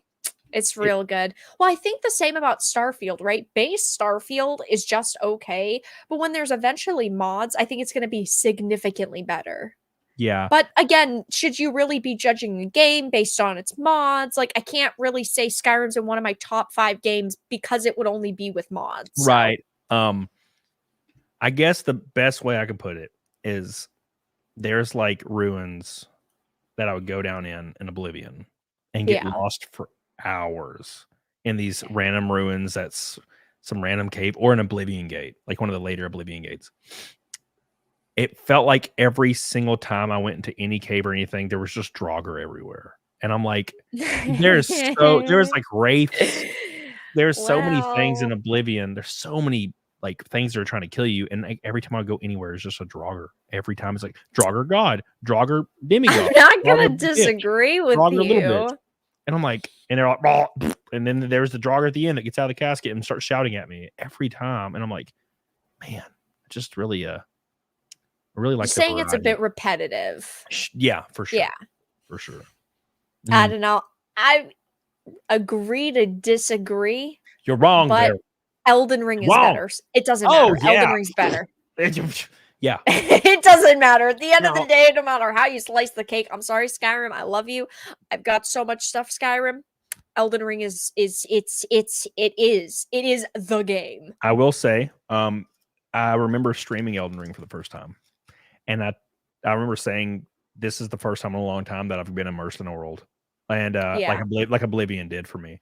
So it's just hard. If I change the list to 10, Elden Ring's always in it. It's just so hard to replace Elden Ring or Bloodborne with Elden Ring. Because I mean, for me, Elden Ring's top 3. Ghost of Tsushima was also amazing game. Top 3 games: KOTOR, Elden Ring, Ghost of Tsushima. Just the way you slice the cake. Speaking of I can't think of anything clever. I'm tired. Chris McGough, with the same super chat as the color of Vara's hair, says, maybe crashing was a morbid metaphor meant the streak. Not wishing ill on you. Thinking is hard at 6 a.m. Don't super chat before pissing, I guess. Thank you so much. You're wishing ill on us. We won't forgive you. Yeah. I thought you were talking about Daytona next week. You're like, Crash, don't start out with Crash. I'm like, well, if I crash there, I might die because I'm not gonna have a seat mold. Well, so it's hopefully you don't die. I mean, that would be bad. The cars are very safe. I've wrecked going 120 into brick walls and shit. Thank you, Chris McGough. I love you. It's just a little scary the next day because your ribs, like, you can barely breathe because your ribs hurt so much. Thank you, Chris McGough. Another orange boy. Let's give him some love. Thank you. Thank you, Chris McGough. You are the man today. Sonia and Chris McGough got us there, by the way, guys, to Naked Snake. I will probably be doing my Naked Snake on my other stream, which you will be sent into immediately, by the way. Exciting. It will, right when I click it, it'll redirect and you can watch me do Naked Snake. So don't feel like I'm abandoning you. Make sure you do like this stream, though, by the way, because I don't know Vera very well, and I don't want to take my shirt off and start dancing in front of her. I think that'd be weird. You're getting uncomfortable a little bit. Oh, are you down? No, it doesn't matter to me. Oh, I'm just sitting here. I'm doing it. I'm just sitting it's here. over now. I'm doing it. I'm doing it in front of it. I didn't know. You can do it on the other stream. You can do it here. I don't care. I'm just sitting here. I'm just an onlooker. See, it's the thing you said about the viewers that come to your channel. It's the orange hair thing. It's the orange hair. They think I'm an SJW, and then scared. You're gonna be like, guys, misogynistic. What are you doing? Why are you objectifying yourself? I'm offended for you. It should be me doing it. It's like, no, wait, hold on. Thank you, Chris McGough. Russell Hall says Skyrim is a vapid, stripped down Oblivion. Yeah, I agree. Thank you. I think, I mean, Oblivion is superior, the base game, but Skyrim mods, I don't know. I'm a lover. I am not a hater, and I will not listen to your trash opinions on it. My favorite mod for Skyrim is turning all the dragons into Macho Man Randy Savage. That's amazing. They're just like, oh yeah, and they just fly out and they just look like Randy Savage. It's hilarious. So Luke says, I played Oblivion in my dorm room on release, living off cold leftover double cheeseburgers ordered in bulk because prior cold pizzas, Sunny Delight, skipping classes and work week straight on release. Dude, Zaluk. Okay, let me explain what Oblivion did for me. I still have my copy of the collector's edition behind me that I got when I was 16 years old. And I went to GameStop right before I started working there, by the way. And I got my collector's edition, and I went to my friend's house because my friend was like ultra rich, and he had a huge motherfucking house, and the whole top of his house. Games. Yeah, dude. The whole top of his house was just a game thing. There was ping pong tables and like giant TVs and projectors, and he had like his ping pong table. He put like 10 TVs on it around. Yeah. And we all brought our 360s over and we all played Oblivion, like 10 That's people. awesome. And we did it for like 4 days, just falling asleep in our chairs and eating pizza for 4 days straight. You must have felt terrible after that, though. Yeah, and we would like learn something. We'd tell somebody over there. It's like, oh, just go in there and grab the little ball. You can take the little ball and it closes the Oblivion gate. And everybody's like, oh, cool. And they're like, we're all just going back and forth. God, it was awesome, man.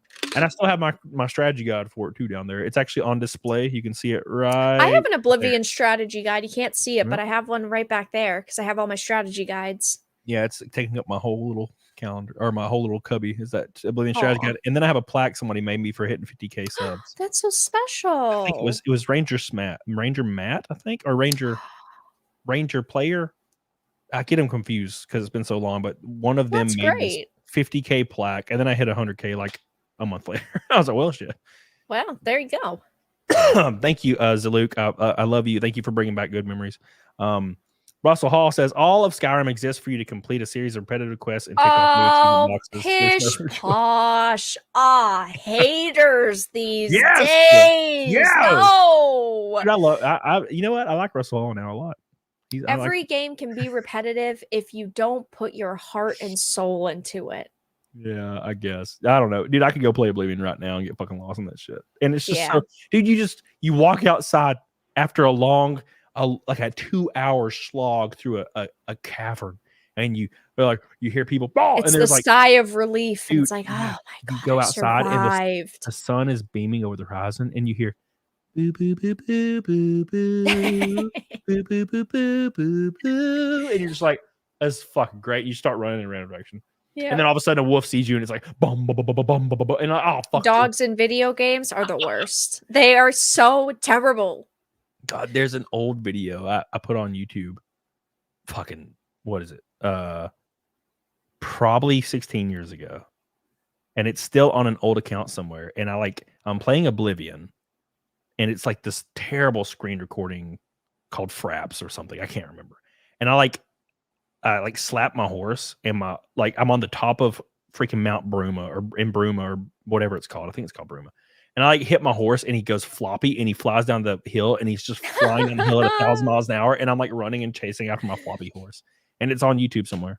And I don't remember what the video is called, but somebody sent me a link to it like 2 years ago. Like, remember this? And I'm like, oh shit, now I can't find it again. It's just a horse. I remember I played a game, I think it was last year. It's called V Rising, and it's like this vampire survival game. It's kind of like a Rust, but with vampires. And I stole, so it's like servers of like 50 people. I stole like everybody's horse, and I just had a castle of all of the horses in the server, and nobody else could get horses. Oh my gosh. Oh, all right. Helena says, my Amazon review of Final Fantasy 16.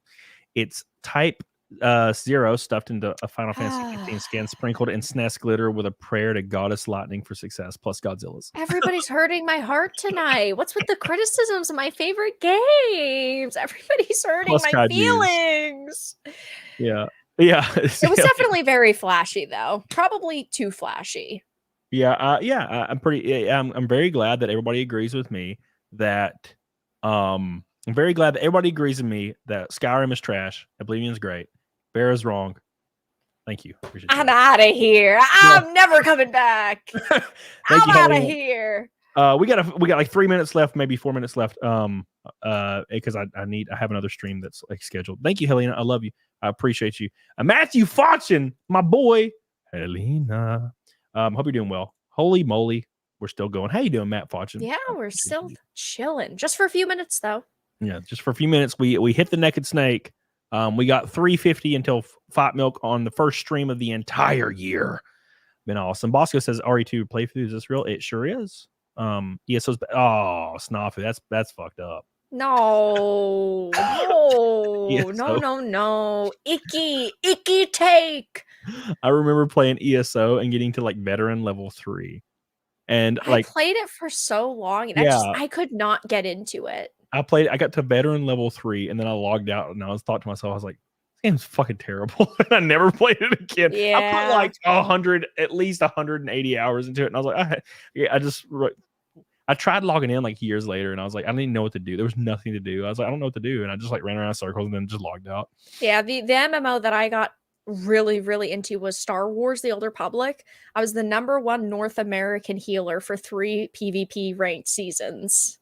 What game? Star Wars The Old Republic. It's the MMO. I was the #1 North America healer 3 seasons in a row.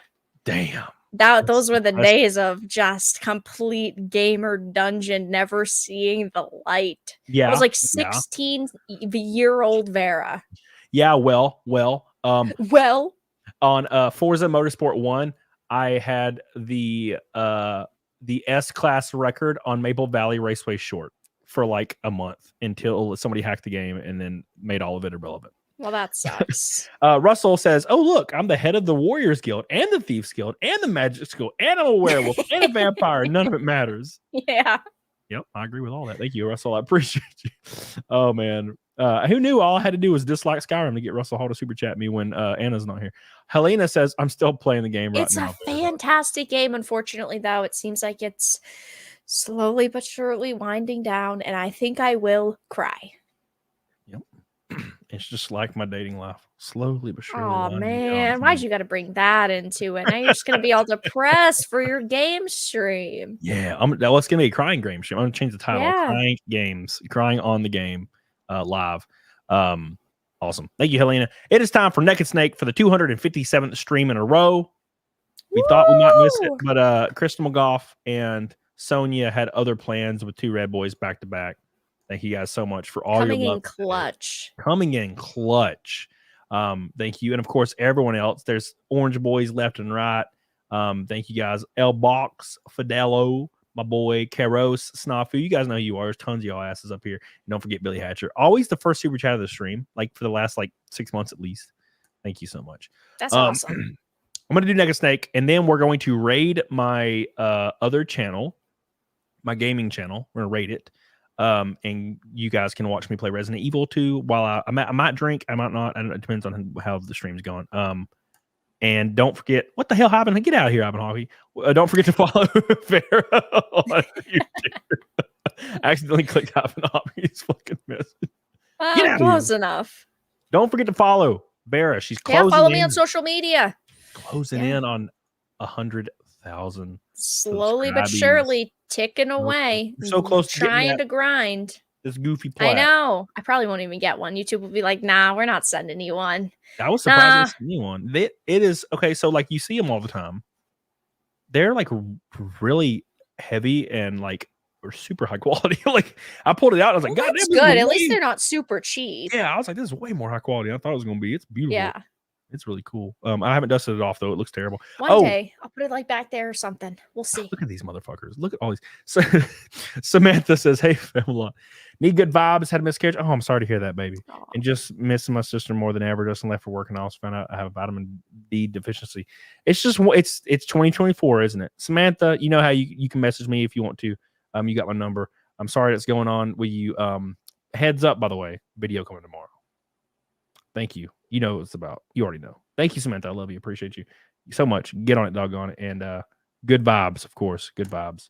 Russell Hall says, "Hooray. Time to see if the carpet matches drapes." All right. Thank you guys so much for all. Whoa, hold on. Whoa. Speaking of that, I remember when I was 17, I started dating this girl for 2 seconds. 2 seconds. Uh-oh. I was 17. She was 16. And she was kind of batshit insane. She her biggest dream was to be married and have kids. So that was a very bad thing for me because she wanted it right now and she was 16. But she was beautiful, she ran track, great shape, and she had bright crimson red hair. Yeah. And she had a great complexion. She was tan. She wasn't you're still thinking about her. Oh, this was 20 years ago. Anyways, embedded in your brain. Her forever. Her carpets matched her drapes. It was hilarious. Bosco, dude, I'm trying to do Naked Snake, you bastards. Sorry, isn't more my friend. Rent just went up another 400 a month. Cali sucks. Much love, dude. You ain't got to super chat me nothing. That's a shame. You ain't got to super chat me nothing. I appreciate you so much, my friend. Yeah, my mortgage went up $300 because of property tax this year. So thank you, Bosco. I love you. I appreciate you. You're goated. Thank you,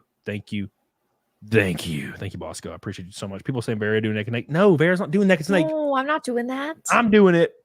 Vera's just awkwardly watching. Yeah, I'm the emotional support. Hey, you can do it on your other stream if you want, but I'm just the emotional support here. I was like, look, I'm going to do it on my other show. And you're like, no, don't do that. I want to be here and watch do it here. Don't be a wimp. It's like, what do you mean? I don't want to be left out. Like the show. Thank you, Bosco. Thank you so much, Bosco. It's time for Naked Snake for 257th stream in a row. Get the hell on it, doggone it. And then we're playing Resident Evil 2 on my other channel. Woo! The whole game. But I will have to go get food before that happens. That is important. Oh, shit. I have to start, too. Thank you guys so much. Love you guys. Appreciate you guys. Get the hell on it. Beady doggone it. It's time. Thanks to Vera again for coming on. Awesome show. 800 Yes, people at of peak. course. Fantastic. Sean, I love you. Here we go. I got to take my ears off. 2 seconds. I'm the emotional support. Emotional support. Yeah, that's me.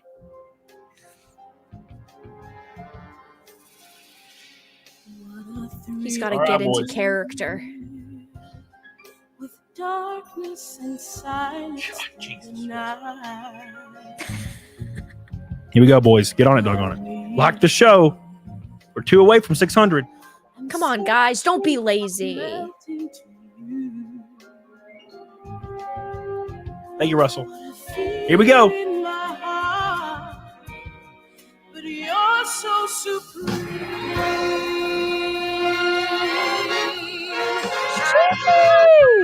Here we go. You ready, Sonia? We're going to sing it for you, Sonia. Turn it up.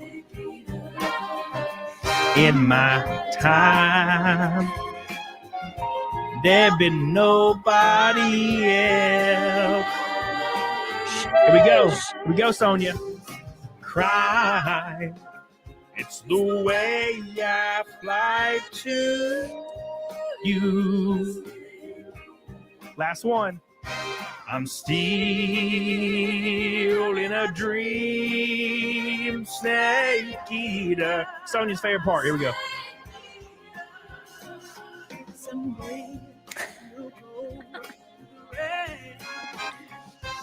Someday you feel the tree frog.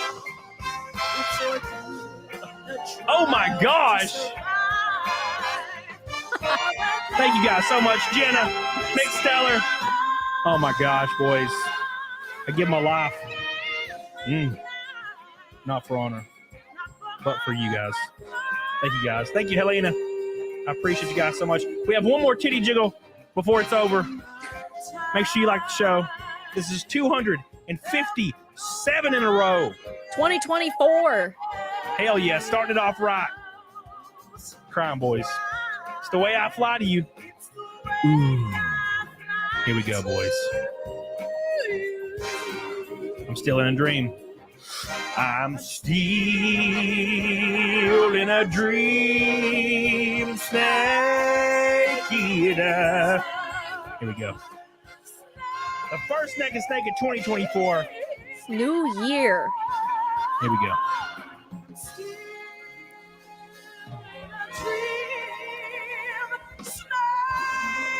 This one's for you, Helena.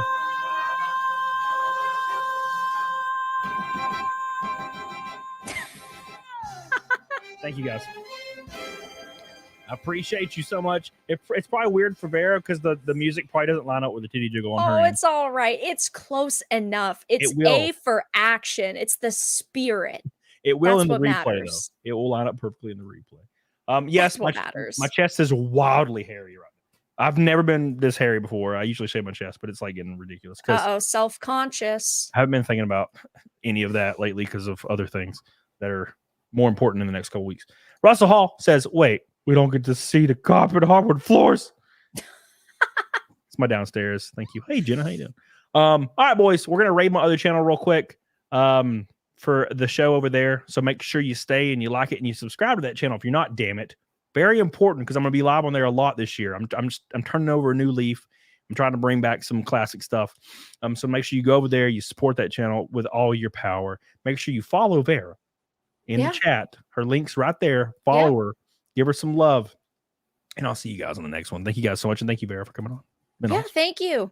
Hell yeah. See you guys in 5 minutes. I'm going to go get a protein bar. So bye, everybody. Bye.